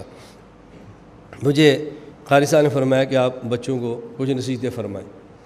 وہ حفظ کے بچے تھے، تو میں نے ان کو آدھے گھنٹے میں مسئلہ سمجھایا، استواء علی العرش۔ اگر کوئی پوچھے اللہ کہاں ہے تو بیٹا آپ نے یہ جواب دینے، اس پر دو چار میں نے دلیلیں مثالیں وہ سمجھا دی۔ آدھا گھنٹہ بیان تھا، دعا کی، بچے اٹھ گئے۔ مجھے حضرت قاری صاحب فرمانے لگے یہ حفظ کے معصوم بچے ہیں، جو باتیں بیچارے سمجھ ہی نہیں سکتے، ان کی سمجھ سے ماورا ہے، یہ بیان ان میں کرنے کی کیا ضرورت تھی۔ میں نے کہا قاری صاحب بچوں کو دوبارہ واپس بلائیں۔ قاری صاحب نے بچے بلائے، اور قاری صاحب دل میں بہت خوش ہوئے کہ میری نصیحت اس پر اثر کر گئی ہے۔ بندہ خوش تو ہوتا ہے نا کہ میری بات اس نے مان لی ہے۔ جب بچے واپس آئے تو میں نے ایک بچے کو کھڑا کیا، اس کی عمر ہوگی 9 یا 10 سال۔ کہ بیٹا آپ نے کتنے پارے حفظ کیے ہیں؟ اس نے بتایا کہ میں نے 22 پارے حفظ کیے۔ میں نے اس میں سے کوئی سورت یا پارہ مجھے یاد نہیں ہے، ایک رکوع میں نے کہا پڑھو۔ اس نے تلاوت کی، جب تلاوت کر چکا تو میں نے کہا ترجمہ کرو۔ مجھے کہتا جی مجھے تو ترجمہ نہیں آتا استاد جی۔ میں نے کہا اچھا تھوڑا سا سمجھاؤ اس میں کیا ہے۔ کہتے مجھے تو کچھ پتہ نہیں کیا ہے اس میں۔ میں نے کہا اچھا چلو بیٹا جاؤ، سب چلے گئے۔ میں نے قاری صاحب سے پوچھا جب اس بچے کو قرآن سمجھ نہیں آتا تو آپ نے پڑھایا کیوں ہے؟ جب اس بچے کو قرآن سمجھ میں نہیں آتا تو آپ نے پڑھایا کیوں ہے؟ قاری صاحب فرمانے لگے بچہ ہے، ابھی رٹ لے، بڑا ہو کے سمجھ جائے گا۔ میں نے کہا بچے ہیں، عقائد رٹ لیں، بڑے ہو کے سمجھ جائیں گے۔ آپ ان کو 3 سال پڑھاتے ہیں اور سمجھ نہیں آتا، ہمیں کبھی اعتراض نہیں ہوا۔ ہم نے آدھا گھنٹہ پڑھا سمجھ نہیں آیا، آپ کو فوراً اعتراض ہو گیا، اور پھر بھی مشہور ہے کہ میں شرارتی ہوں، میں باز نہیں آتا۔ ہم نے آپ کے 3 سال برداشت کیے، ہم شرارتی نہیں ہیں۔ آپ نے ہمارا آدھا گھنٹہ برداشت نہیں کیا، آپ بہت شریف آدمی ہیں۔ اعتراض آپ نے کیا، شریف بھی آپ ہیں، برداشت ہم کرتے ہیں اور شریر بھی ہم ہیں۔ یہ عجیب بحث چل رہی ہے۔ میری بات سمجھ آ رہی ہے آپ کو؟ میں ابھی کچھ دن پہلے کراچی ایک مدرسے میں تھا، تو ایک طالب علم آئے، اکٹھے ہو گئے۔ ایک طالب علم کہتے ہیں ہمارے استاد جی یہاں کلاس میں فرما رہے تھے کہ مولانا عمر صاحب خود تو ماشاءاللہ بہت اچھے ہیں، بہت سنجیدہ ہیں، بڑی اچھی بات کرتے ہیں، تو ہمیں خدشہ یہ ہے کہ ان کے جانے کے بعد جو لڑکے تیار کر رہے ہیں نا، یہ ملک میں بہت فتنہ بنے گئے۔ تو میں نے کہا یہ تیار میں کر رہا ہوں یا بیٹا آپ کر رہے ہو؟ کہہ رہا جی آپ کر رہے ہیں۔ تو میں نے کہا یہ استاد جی کی بات آپ کو سمجھانے کی بجائے مجھے سمجھانی چاہیے نا۔ میں غلط کہہ رہا ہوں ٹھیک کہہ رہا ہوں؟ بھئی جب لڑکے تیار میں کر رہا ہوں تو مجھے سمجھانا چاہیے نا۔ اب مجھے نہیں سمجھ آئے، تجھے سمجھا رہے ہیں، کیوں؟ اصل میں میری مخالفت ہو رہی ہے، لیکن مخالفت کا طرز ایسا ہے کہ استاد جی بہت نیک آدمی ہے، بچوں کو نصیحت فرما رہے ہیں، اور نصیحت کی آڑ میں میری مخالفت ہو رہی ہے، نصیحت کی آڑ میں بچوں کو کاٹا جا رہا ہے، نصیحت کی آڑ میں میری غیبت ہو رہی ہے، غیبت بھی کر رہے ہیں، نیک بھی ہیں، میں ان کے خلاف بھی کچھ نہیں کہتا، میں پھر بھی فتنہ ہوں۔ میں نے کہا بھی جب تک میں زندہ ہوں تب تک تو میرا ساتھ دو نا، جب مرنے کے بعد فتنہ ہونے لگے گا تو آپ چھوڑ دینا۔ جس بندے کا مسئلہ ہے اس کو سمجھاؤ، اس کو آپ سمجھاتے نہیں ہیں اور اس کے خلاف آپ پوری دنیا میں لگے ہوئے بندہ ٹھیک نہیں ہے۔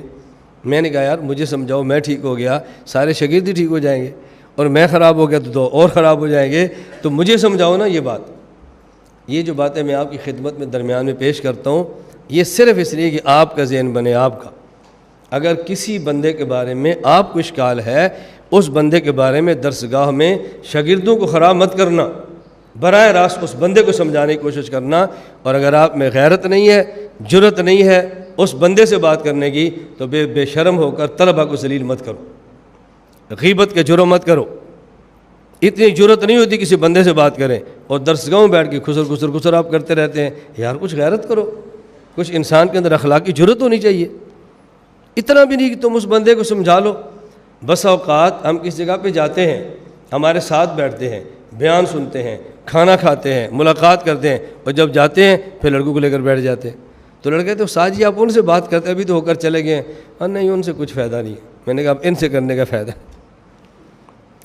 میں خیر عرض کر رہا تھا کہ اصول کا وہاں معنی اور ہے اور یہاں معنی اور ہے۔ اس مجتہد کا مذہب مدون ہو کر مقلد کے پاس تواتر کے ساتھ پہنچاؤ۔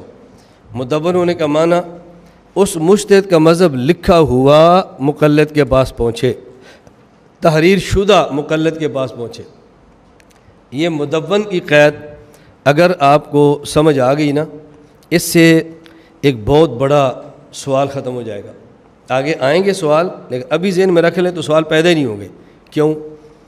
بہت سارے احباب یہ بات کہتے ہیں اگر آپ نے پیغمبر صلی اللہ علیہ وسلم کے بعد کسی شخص کی تقلید کرنی ہی تھی تو آپ تقلید کسی صحابی کی کر لیتے، حضرت ابوبکر صدیق کی کر لیتے، حضرت عمر کی کر لیتے، حضرت عثمان کی کر لیتے، حضرت علی کر لیتے، حضرت معاویہ کی کر لیتے۔ کتنے صحابہ تھے؟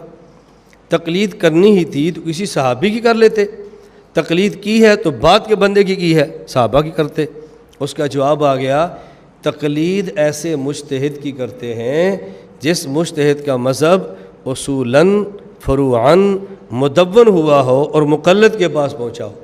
حضرت امام اعظم ابو حنیفہ نور اللہ مرقدہ سے پہلے کسی ایک مجتہد کا نام بتاؤ کہ جس کے اصول اور فروع تمام مدون ہوئے ہوں اور پھر ہمارے پاس پہنچے ہوں، ہم امام صاحب کو چھوڑ کر اس کی تقلید کر لیتے۔ تو جب کوئی بندہ ایسا ہے ہی نہیں تو پھر ہمیں مجبور نہ کرو، ہمیں انہی کی تقلید کرنے دو جن کا مذہب سب سے پہلے مدون ہوا ہے، مدون ہو کر پہنچاؤ۔ اور آخری شرط اس میں کیا ہے کہ مقلد کے پاس تواتر کے ساتھ آیا ہو، تواتر کے ساتھ۔ یہ تواتر کی عہد ہم نے اس لیے لگائی ہے، اس کی شہرت اتنی ہو کہ دنیا میں کوئی بندہ یہ انکار نہ کرے کہ یہ مذہب فلاں مجتہد کا نہیں ہے، دنیا میں کوئی بندہ اس کا انکار نہ کرے۔ میں بندہ کہہ رہا ہوں، آپ کو نہیں سمجھ آئی؟ نہیں سمجھ آئی نا تمہیں؟ چلو نہیں سمجھ آئی تو نہ صحیح۔ میں نے کہا تھا کہ دنیا میں اس کا کوئی بندہ انکار نہ کرے، بندہ ہو نا تو پھر انکار سمجھ بھی آتا ہے، بندہ نہ ہو انکار کرے، اس کے انکار سے آپ پریشان نہ ہوا کرے، یہ سوچا کرے انکار کرنے والا کون ہے۔ یہ بات میں کیوں کہہ رہا ہوں؟ اس پر میں ساتھ ساتھ واقعات بتاؤں تو کہ بات آپ کو شرح صدر کے ساتھ سمجھ آئے۔ گجرات میں ایک جگہ ہے لالا موسیٰ، وہاں ایک مسجد ہے، مسجد شیخاں یا شیخاں والی۔ وہاں میرا ایک مرتبہ رمضان گزر ہوا تو عصر کے بعد بیان تھا، بیان کے بعد ایک غیر مقلد کھڑا ہو گیا۔ اب دیکھیں کتنا بہترین سوال ہے، وہ لڑکے نے سوال کیا لیکن ان کے خطبہ یہ بات تقریروں میں کہتے ہیں۔ جو سمجھدار قسم کے غیر مقلد سمجھدار، وہ اس انداز میں بات کرتے ہیں حنفی لڑکوں کا ذہن خراب کرنے کے لیے۔ وہ کہتے ہیں امام ابو حنیفہ رحمۃ اللہ علیہ بہت بڑے عالم تھے، بہت بڑے زاہد تھے، بہت بڑے متقی تھے اور بہت نیک آدمی تھے۔ اسی وجہ سے امام صاحب نے فرما دیا تھا کہ میرے مسئلہ اگر آئے اس کے مقابلے میں حدیث ملے تو حدیث لینا میرا مسئلہ چھوڑ دے، اس لیے فرمایا تھا، اور بہت نیک آدمی تھے۔ لیکن یہ فقہ حضرت امام ابو حنیفہ کے بعد لکھی گئی ہے، اس میں مسئلے گندے قسم کے داخل کر دیے گئے ہیں اور نسبت اس کی وہ شریف آدمی کی طرف کر دی گئی ہے، نسبت آدمی نیک آدمی کی طرف۔ ان کو پتہ بھی نہیں ہے، مولانا امام نے نیک آدمی تھے، شریف آدمی تھے، ان کو پتہ بھی نہیں، لکھا بعد میں، کتب میں گند داخل کر دیا اور پھر کہتے ہیں ابو حنیفہ کا مذہب ہے۔ ہدایہ والا کہتا ہے ابو حنیفہ کا مذہب ہے، اس بیچارے کو پتہ بھی نہیں، وہ دنیا سے بھی چلا گیا۔ یہ بات سمجھانے کے بعد پھر وہ مسائل سناتے ہیں، دیکھو کتنا گندا مسئلہ ہے، کتنا غلط مسئلہ ہے، حدیث پاک کے خلاف ہے، یہ ہے یہ ہے یہ ہے، یوں مسائل شروع کریں گے۔ بھلا ایسے ہو سکتا ہے؟ امام حنیفہ، یہ عالمگیریہ میں لکھا ہے، کوئی شخص اپنی ماں سے نکاح کرے، نکاح کر کے ماں سے ہم بستری بھی کرے تو اس کے اوپر حد نہیں ہے۔ اتنا بڑا گناہ اور حد ہی نہیں ہے، یہ کیسے ہو سکتا ہے؟ عام آدمی کسی عورت سے زنا کر لے تو حد ہے، اور ماں سے زنا کرے تو حد ہی نہیں ہے، یہ ایسے ہو سکتا ہے؟ اب دیکھو یہ عالمگیری کا حوالہ کوئی آپ کو بھی دے تو آپ بھی پریشان ہو جائیے، کیسے ہو سکتا ہے؟ جب عبارات فقہ اس سال میرے ذمہ ہے، جب اس پر یہ آئیں گے نا باتیں تو میں انشاءاللہ پھر اس کے جوابات وہاں دوں گا، تو پھر آپ کو احساس ہوگا اس کے جوابات آسان کتنے ہیں، بس سمجھنے اور سمجھانے کا سلیقہ بندے کو آنا چاہیے۔ میں اب جو بات سمجھانے لگا ہوں یہ بات کہیں گے، پھر ساتھ ہی وہ چیلنج کر دیتے ہیں، تم حنفیوں میں سے کسی کو چیلنج کر دو، اگر یہ فقہ کے مسئلے امام ابو حنیفہ سے کسی صحیح سند سے ثابت کر دیں، ہم حنفی ہو جائیں گے اور اہل حدیث مذہب کو چھوڑ دیں گے۔ جاؤ اپنے علماء سے پوچھو، جاؤ ان کے مفتیوں سے پوچھو، سب جھوٹ ہے، یہ ابو حنیفہ کے مسئلے نہیں ہیں۔ اب آپ بتائیں کہ سننے والا بندہ متاثر ہوگا یا نہیں؟ جی ہوگا نا، اور وہ کسی عالم کے پاس بھی جائے اور یہ سوال کرے، وہ سند سے کہاں سے فقہ حنفی ثابت کرے گا؟ امام ابو حنیفہ سے کیسے ثابت کرے گا؟ یہی سوال اس مسئلے میں غیر مقلد نے مجھ سے کیا، جب آپ صحیح سند سے فقہ حنفی ابو حنیفہ ثابت کر دیں، میں مذہب اہل حدیث چھوڑ کر حنفی ہو جاؤں گا۔ میں نے کہا کوئی عیسائی اگر آپ کو یہ بات کہے الحمد سے لے کر والناس تک قرآن کریم کی تمام آیات صحیح سند کے ساتھ رسول اللہ صلی اللہ علیہ وسلم سے تم ثابت کر دو، میں عیسائیت کو چھوڑ کے کلمہ پڑھ کے مسلمان ہو جاؤں گا۔ میں نے کہا تم ثابت کر سکتے ہو؟ کہا جی نہیں۔ تو میں نے کہا پھر اس عیسائی کا کیا کریں؟ جو شرط تم نے لگائی ہے حنفی ہونے کے لیے، وہ شرط عیسائی نے لگائی ہے مسلمان ہونے کے لیے، تو شرطیں تو دونوں کی ایک طرح ہے نا۔ اس کا مطلب ہے کہ پچھلا تعلق سمجھ آ رہا ہے، نہیں سمجھ؟ پوری وضاحت لگا رہے تمہیں سمجھ نہیں آتی بات۔ جو شرط تم لگا رہے وہی شرط وہ لگا رہے، شرطیں دونوں کی ایک طرح کی ہیں۔ اس کا مطلب دونوں کا استاذ ایک ہے، دونوں کا مائنڈ ماسٹر ایک ہے، دونوں کو سمجھانے والا ایک ہے، دونوں کی تربیت ایک جگہ پہ ہوئی ہے۔ میں نے کہا آپ کیا جواب دو گے؟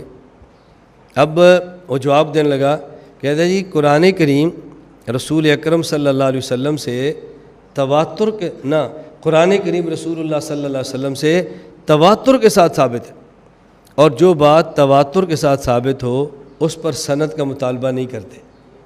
میں نے کہا جس طرح قرآن کریم رسول اکرم صلی اللہ علیہ وسلم سے تواتر کے ساتھ ثابت ہے، سند کا مطالبہ نہیں کرتے، بالکل اسی طرح فقہ حنفی امام ابو حنیفہ سے تواتر کے ساتھ ثابت ہے، لہذا یہاں بھی مطالبہ سند کا نہیں کرتے، یہاں بھی مطالبہ سند کا نہیں کرتے۔ اس لیے ہم نے کہا تقلید کے لیے ضروری ہے کہ اس مجتہد کا مذہب مدون ہو کر اصولاً اور فروعاً مقلد کے پاس تواتر کے ساتھ پہنچا، اور ہمارے پاس ہمارے امام کا مذہب تواتر سے پہنچا ہے، ہم تقلید کرتے ہیں۔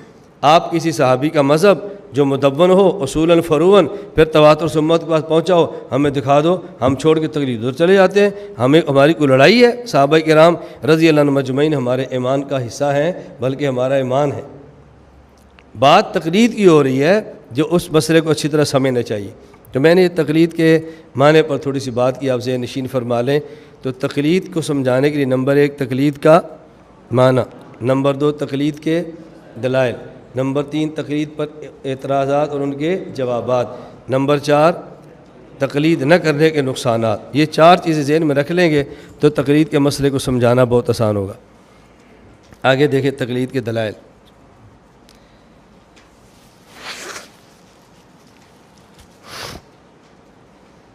تقلید کے دلائل بہت ہیں، میں صرف آپ کی خدمت میں 4 دلائل پیش کروں گا، 2 دلیلیں قرآن کریم سے اور 2 دلیلیں احادیث مبارکہ سے۔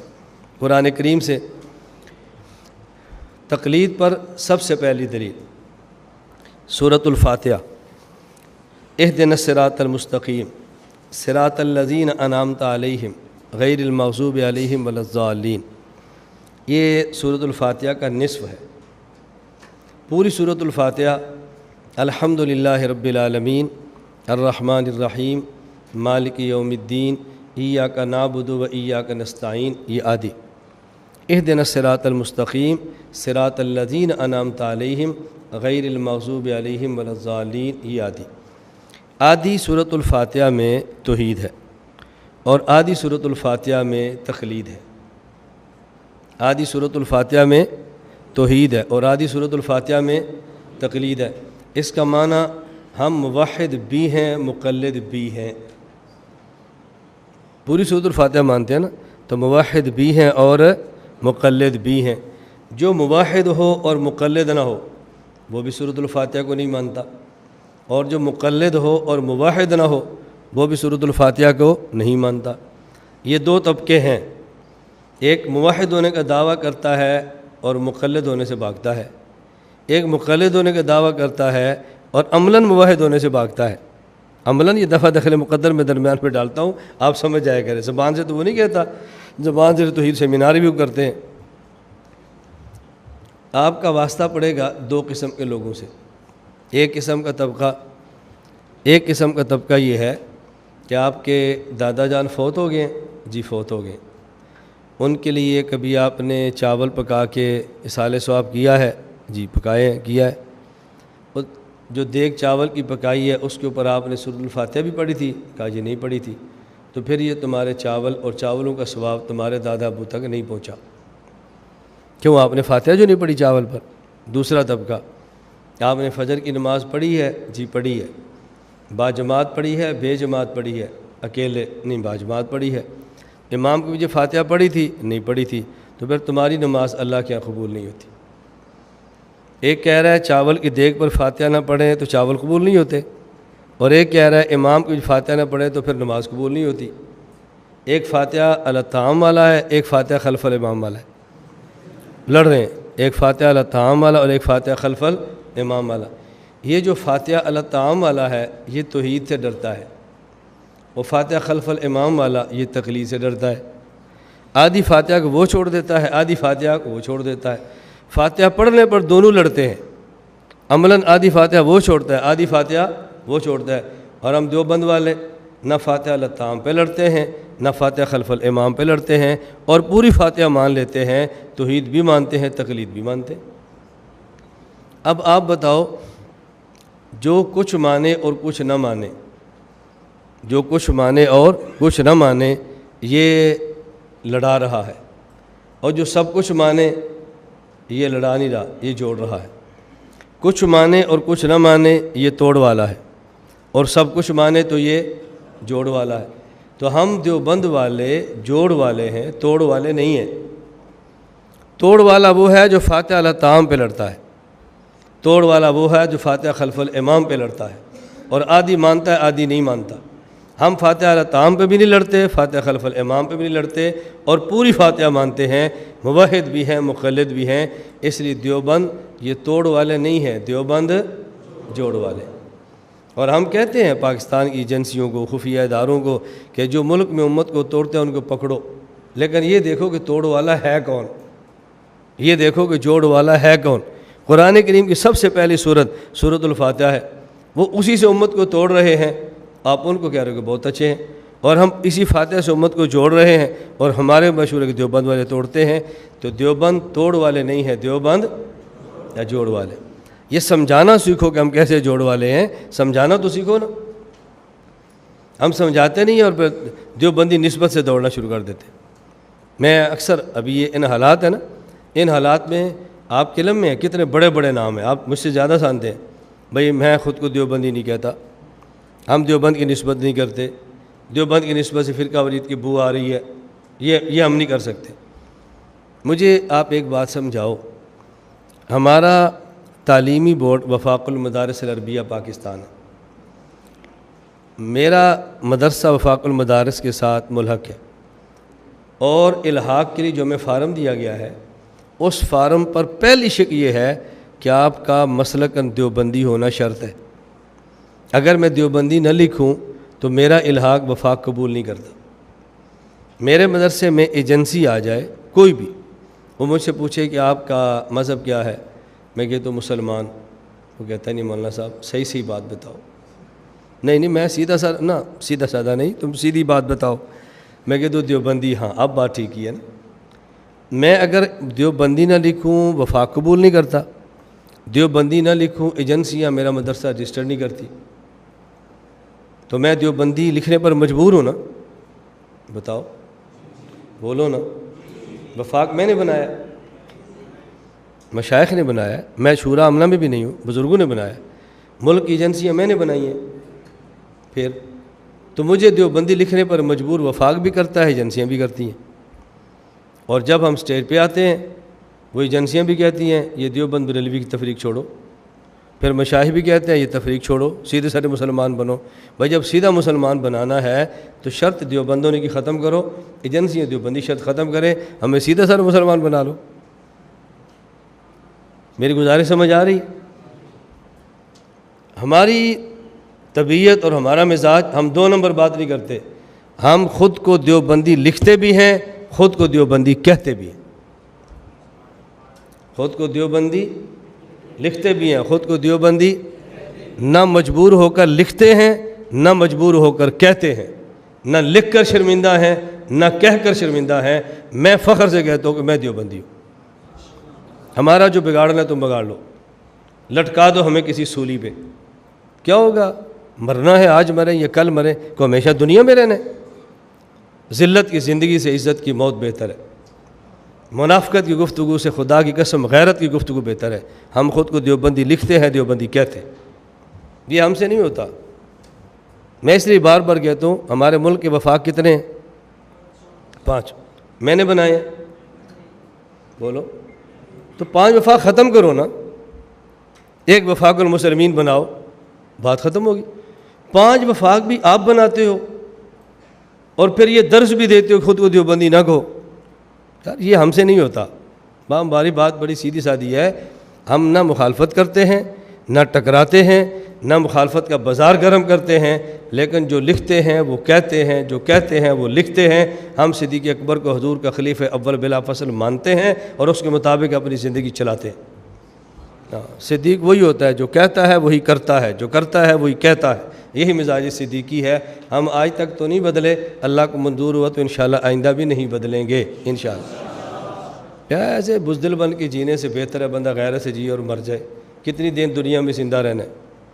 دنیا میں رہیں گے تو کیا 4 بیوی سے اوپر تو نہیں مل سکتی, مریں گے تو 4000 سے بھی زیادہ ہو رہے اللہ دے گا. نہیں میں غلط کہہ رہا ہوں. پھر زندہ رہنا نا عیاشی کے لیے, تو عیاشی تو جنت میں خدا نے رکھی ہے. مرو اور عیاشی کرو, مرو اور جنت کی نعمتیں لوٹو. جس دنیا سے جان چھوٹے گی, یہ بندھن ختم ہوگا تو عیاشی کے دور شروع ہوں گے. اس لیے پھس پھسی زندگی گزارنے سے بہتر ہے غیرت کی زندگی گزارو, غیرت کی زندگی گزارو.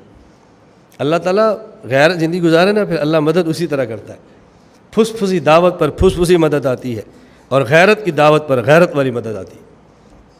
عقائد کا کام کرنے والا بندہ اس کو بہت جری ہونا چاہیے, بہت جری. حکمت ہونی چاہیے, مصلحت ہونی چاہیے, لیکن بزدلی نہیں ہونی چاہیے, بغیرتی نہیں ہونی چاہیے. اللہ ہم سب کو دین کی بات سمجھنے کی توفیق عطا فرمائے. ہمارا مسلک ہے, ہمارا ملک ہے, ہم ملک کے معاملے میں کمپرومائز نہیں کرتے. جو بات میں درسگاہ میں کہتا ہوں وہ بات سٹیج پر کہتا ہوں. ملک کے ساتھ ہم مخلص ہیں. جس طرح ہم دین کے خلاف آنے والی کسی دلیل کو برداشت نہیں کرتے, پاکستان کے خلاف اٹھنے والی کسی آنکھ کو بھی برداشت نہیں کرتے. نہ ہم اپنے مسلک کو چھوڑ سکتے ہیں, نہ ملک کو چھوڑ سکتے ہیں. نہ مسلک کے غدار ہیں, نہ ملک کے غدار ہیں. مذہب بھی ہمارا ہے, ملک بھی ہمارا ہے. اس میں وہ غلط بات ہے. ہم مسلک کی حفاظت بھی کریں گے, ملک کی حفاظت بھی کریں گے. کوئی باہر سے فتنہ ہوگا تب بھی کریں گے, اندر سے فتنہ ہوگا تب بھی کریں گے. ملک پر باہر سے حملہ ہوگا ہم تب بھی ملک کے ساتھ ہیں. کوئی اندر سے ملک کو توڑے گا ہم تب بھی ملک کے ساتھ ہیں. وفادار ہونا چاہیے, غیر وفادار ہونا چاہیے. جس کا کھاؤ اس کا گاؤ. دیوبند کے نام پہ کھاتے ہیں تو پھر دیوبند ہی گاتے ہیں.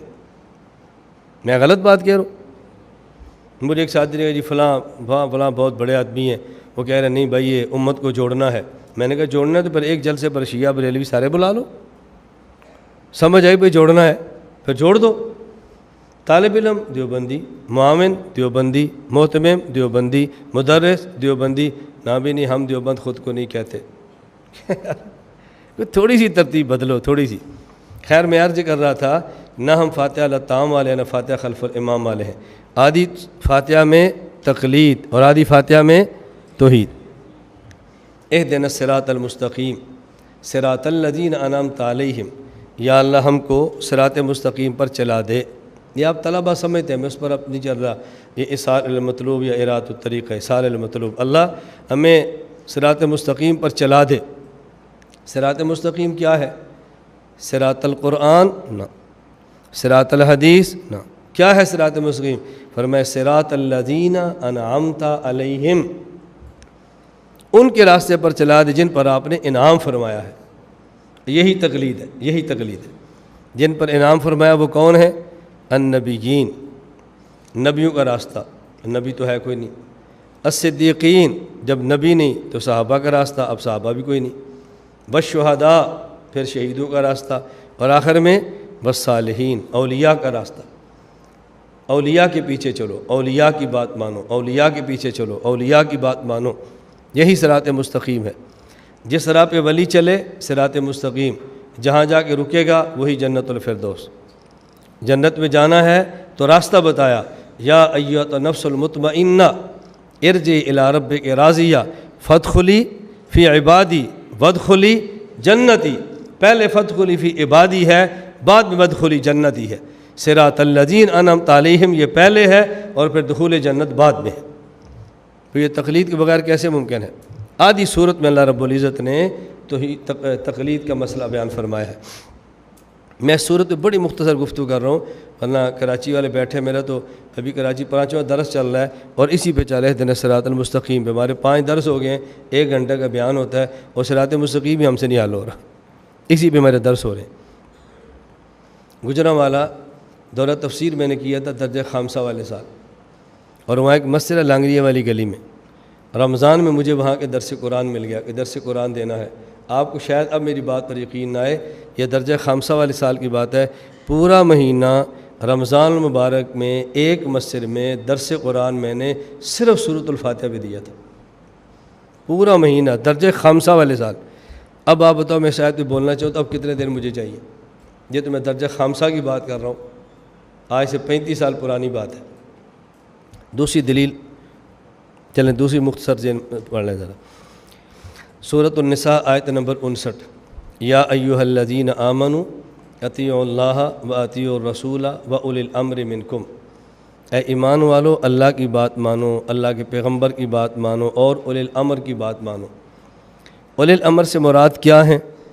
حضرت جابر بن عبداللہ، حضرت ابن عباس رضی اللہ عنہما فرماتے ہیں انہم اولو الفقہ والعلم، فقہاء، علماء۔ تو یہاں جس طرح اللہ کے پیغمبر کی اطاعت کا حکم دیا گیا ہے، اسی طرح فقہاء کی اطاعت کا بھی حکم دیا گیا ہے، اور فقہاء کی بات ماننا اسی کا نام تقلید ہے۔ اس لیے ہم اس آیت کی روشنی میں فقہاء کی تقلید کے قائل ہیں۔ بس اس پر ایک شبہ اور اس کا جواب جو آگے دیا ہے وہ یہ کہ غیر مقلد کہتے ہیں آگے ہے فَإِن تَنَازَعْتُمْ فِي شَيْءٍ فَرُدُّوهُ إِلَى اللَّهِ وَالرَّسُولِ، اگر تمہارا کسی مسئلے پر جھگڑا ہو تو اللہ کے رسول سے فیصلہ کرواؤ، یہاں تو فقہاء کی بات نہیں ہے۔ تو یہاں بات سمجھیں، یا 2 حکم ہیں اور 2 قسم کے لوگوں سے ہیں، اطیعوا اللہ و اطیعوا الرسول و اولی الامر منکم۔ یہ حکم عام ہے، آمنو، فقہاء غیر فقہاء، آمنو عوام الناس، سب اللہ کی بات مانو، اللہ کے رسول کی بات مانو، و اولی الامر منکم، اور فقہاء کی بات مانو۔ فَإِن تَنَازَعْتُمْ، یہ حکم عوام کو نہیں ہے، یہ حکم صرف فقہاء کو ہے۔ ہم نے بات ماننی ہے اللہ کی، اللہ کے رسول کی اور فقہاء کی، لیکن اگر کسی مسئلے پر اختلاف ہو جائے وہ ہمارا نہیں، ہمارا ہوا ہم تو فقہاء سے پوچھیں گے۔ اگر فقہاء کا اختلاف ہو جائے تو وہ کہاں جائیں؟ ایک مسئلے پہ 2 عام بندوں کا اختلاف ہو گیا، وہ تو جائیں گے فقہاء کے پاس۔ اگر فقہاء کا اختلاف ہو جائے تو وہ کہاں جائیں؟ فرمایا فَإِن تَنَازَعْتُمْ فِي شَيْءٍ فَرُدُّوهُ إِلَى اللَّهِ وَالرَّسُولِ، تمہارا اختلاف ہو جائے تو تم جاؤ اللہ کے رسول یعنی کتاب اللہ اور سنت رسول کو کھولو۔ تو یہ حکم عام کو نہیں ہے بلکہ فقہاء کو ہے۔ اس لیے امام ابو بکر جساس نے احکام القرآن میں لکھا ہے یدل علی ان اولی الامر هم الفقہاء، یہ اولی الامر سے مراد فقہاء ہے۔ کیوں؟ لأنہ امر سائر الناس بطاعتہم، اللہ نے تمام لوگ حکم دیا کہ اولی الامر کی اطاعت کرو۔ فَإِن تَنَازَعْتُمْ فَأَمَرَ أُولِي الْأَمْرِ بِرَدِّ الْمُتَنَازَعِ فِيهِ، لیکن اولی الامر کو حکم دیا اگر کسی مسئلہ پر تمہارا اختلاف ہو جائے تو تم نے کتاب اللہ اور سنت رسول اللہ کو کھولنا ہے۔ وجہ اذا كانت العامہ ومن لیس من اہل العلم، عام آدمی اور جو اہل علم نہ ہو، لیست هذه منزلتهم، یہ اس کا مقام نہیں ہے، اس کا کام نہیں ہے کتاب اللہ سنت رسول اللہ کھول کے مسئلہ نکالے، لأنهم لا يعرفون کیفیہ، وہ جانتے ہی نہیں ہے کہ کس طرح کتاب اللہ اور سنت رسول اللہ کے اوپر مسئلے کو پیش کرنا ہے، وہ نہیں جانتے۔ فثبت دلائل ما لا يعرفون کیفیت رد الى کتاب اللہ و سنت رسول اللہ وجوہ دلائلہم علی احکام الحوادث فثبت انہ خطاب للعلماء، تو معلوم ہوا کہ ان تنازعاتوں کا خطاب علماء کو ہے، کسی اور کو نہیں ہے۔ اور غیر مقلدین کے مشہور عالم نواب صدیق حسن خان صاحب اپنی تفسیر فتح البیان میں لکھتے ہیں والظاہر انہ خطاب مستقل موجہ للمجتہدین، بظاہر معلوم ہوتا ہے کہ یہ ان تنازعاتوں کا خطاب یہ مستقل ہے اور مجتہدین کے لیے ہے، عوام کے لیے نہیں ہے۔ عوام اس کی پابند ہے، اللہ کی بات مانے، اللہ کی بات نہ سن سکتے ہیں نہ اللہ کو دیکھ سکتے ہیں، تو بات کیسے مانے؟ واطیعوا الرسول، پیغمبر کی بات مانو، پیغمبر عربی ہے، ہم اجمی ہیں، پیغمبر کی بات کیسے مانیں گے؟ وَأُولِي الْأَمْرِ مِنْكُمْ، فقہا کی بات مانو۔ ترتیب سمجھ آ گئی ہے؟ اب اس پر میرا پورا گھنٹے کا بیان ہے، فقہا اور مصطفیٰ اور فقہا، پورا گھنٹے کا بیان، خدا، مصطفیٰ، فقہا، قرآن، حدیث اور فقہ، پورا گھنٹہ میں ترتیب سے بات سمجھاتا ہوں کہ اللہ نے بات کیسے سمجھائی ہے۔ بات کس کی مانو؟ اللہ کی۔ اب آپ کے ذہن میں سوال ہے نا، کسی بندے کی بات ماننے کے لیے ضروری ہے اس کی بات سنیں یا اس کی ذات کو دیکھیں؟ ہم اللہ کی بات سن نہیں سکتے، اللہ کی ذات کو دیکھ نہیں سکتے، تو اللہ کی اطاعت کیسے کریں؟ واطیعوا الرسول، پیغمبر کی بات مانو، پیغمبر نے خدا کو دیکھا بھی ہے، سنا بھی ہے، ہم اجمی ہیں، پیغمبر عربی ہے، تو ہم پھر پیغمبر کی بات کیسے مانیں گے؟ سمجھیں گے تو مانیں گے۔ فرمایا وَأُولِي الْأَمْرِ مِنْكُمْ، فقہا کی بات مانو۔ بات سمجھ آ رہی؟ اس ترتیب سے عوام کو سمجھاؤ۔ یہ میرا پورا گھنٹے کا بیان آپ تسلی سے سنو، پھر آپ سمجھاؤ تو دیکھیں نا بات کیسے سمجھ آتی ہے۔ خدا اطیعوا اللہ، مصطفیٰ واطیعوا الرسول، فقہا وَأُولِي الْأَمْرِ مِنْكُمْ۔ اللہ کی بات کا نام قرآن ہے، مصطفیٰ کی بات کا نام حدیث ہے، فقہا کی بات کا نام فقہ ہے۔ تو قرآن کریم میں حکم ہے قرآن بھی مانو، حدیث بھی مانو، فقہ بھی مانو۔ پھر لوگ کہتے ہیں جی وہ تو نہیں مانتے، وہ تو نہیں سمجھے، کیا کہتے ہیں؟ وہ تو، ہم نے کہا وہ نہ مانے، یہ ان کو حکم ہی نہیں ہے، یہ حکم ہے یا ایھا الذین آمنوا کو۔ نہیں سمجھ بھئی، ان کو حکم ہی نہیں نا، تو کیوں مانے؟ جن کو حکم ہے وہی مانیں گے نا۔ پھر آپ کے ذہن میں سوال آئے گا کہ جو فقہ کا انکار کرے وہ آمنو نہیں ہے۔ میں بڑی وضاحت کے ساتھ کہتا ہوں، کتاب اللہ کا انکار کرنے والا مسلمان نہیں ہے، حدیث پاک کا انکار کرنے والا مسلمان نہیں ہے، نفس فقہ کا انکار کرنے والا مسلمان نہیں ہوتا۔ ایک ہوتا ہے فقہ حنفی کا انکار کرے، فقہ شافعی کا، مجتہد کی فقہ، نہ، یہ بات الگ ہے۔ نفس فقہ یعنی قرآن و حدیث سے ثابت شدہ مسائل میں نہیں مانتا، یہ بندہ کیسے مسلمان ہو سکتا ہے؟ فقہ خاص کے منکر کا حکم اور ہوتا ہے اور نفس الفقہ کا منکر اور ہوتا ہے۔ میری بات آپ کو سمجھ آ رہی ہے؟ لوگ اعتراض کرتے ہیں نا جی جو بندہ قرآن کریم کو نہ مانے مسلمان نہیں ہے۔ امام شافعی فرماتا ہے کہ بسم اللہ سورۃ الفاتحہ کا جز ہے، ہم اس کو سورۃ الفاتحہ کا جز مانتے ہیں؟ بولو، تو پھر آپ نے قرآن کی آیت کا انکار تو کر دیا، پھر تم کیسے مسلمان؟ آپ اس کا جواب تلاش کرو، میں بیان ختم کر رہا ہوں، آپ اس کا جواب تلاش کرنا، پھر آپ کو میرے اس مسئلے کا جواب سمجھ آئے گا۔ سوال سمجھ آ گیا؟ قرآن کریم کی ایک آیت کا انکار کرنا کفر ہے یا نہیں؟ بولو۔ سورۃ الفاتحہ، فاتحہ بسم اللہ، امام شافعی فرماتے ہیں فاتحہ کا جز ہے، تو پھر قرآن ہوا نا، اور آپ کہتے ہیں فاتحہ کا جز نہیں ہے، تو آپ نے آیت کا انکار کر دیا، اب آپ مسلمان ہیں یا نہیں؟ بس جب یہ آپ کو جواب سمجھ آئے گا نا، پھر میرے اس مسئلے کا آپ کو جواب آ جائے گا کہ مطلق فقہ کا انکار کفر ہوتا ہے۔ آپ ذرا تلاش کرو، تمہیں بھی تھوڑی سمجھ آئی یہ جواب کتنے مشکل ہوتے ہیں۔ یہ جواب کے ہمیں تو کوئی مشکل نہیں، اللہ کا شکر ہے، میں تو کتاب بھی نہیں کھولتا، کتاب کے بغیر کتاب کھولے ان مشکل سوالات کے جواب اللہ پاک ایسے سینے پہ ڈالتے ہیں اور زبان سے نکلوا دیتے ہیں، ہمیں ٹینشن نہیں ہوتی۔ میں تو بیرون کے سفر پہ واٹس ایپ پہ سوال اور جواب، وہ لوگ حیران ہوتے ہیں کہ یار مشین جواب کی لگی ہوئی ہے، اور جس پر حوالہ چاہیے ظاہر ہے پھر حوالے کے لیے مرکز رابطہ کر تو حوالہ آتا ہے، پھر آگے حوالہ بھجوا دیتے ہیں۔ اللہ ہم سب سے عافیت کے ساتھ دین کا کام لے لیں۔ السلام علیکم۔ لا الہ الا اللہ، لا الہ الا اللہ، لا الہ الا اللہ، ما لنا رب سوا۔ لا الہ الا اللہ، لا الہ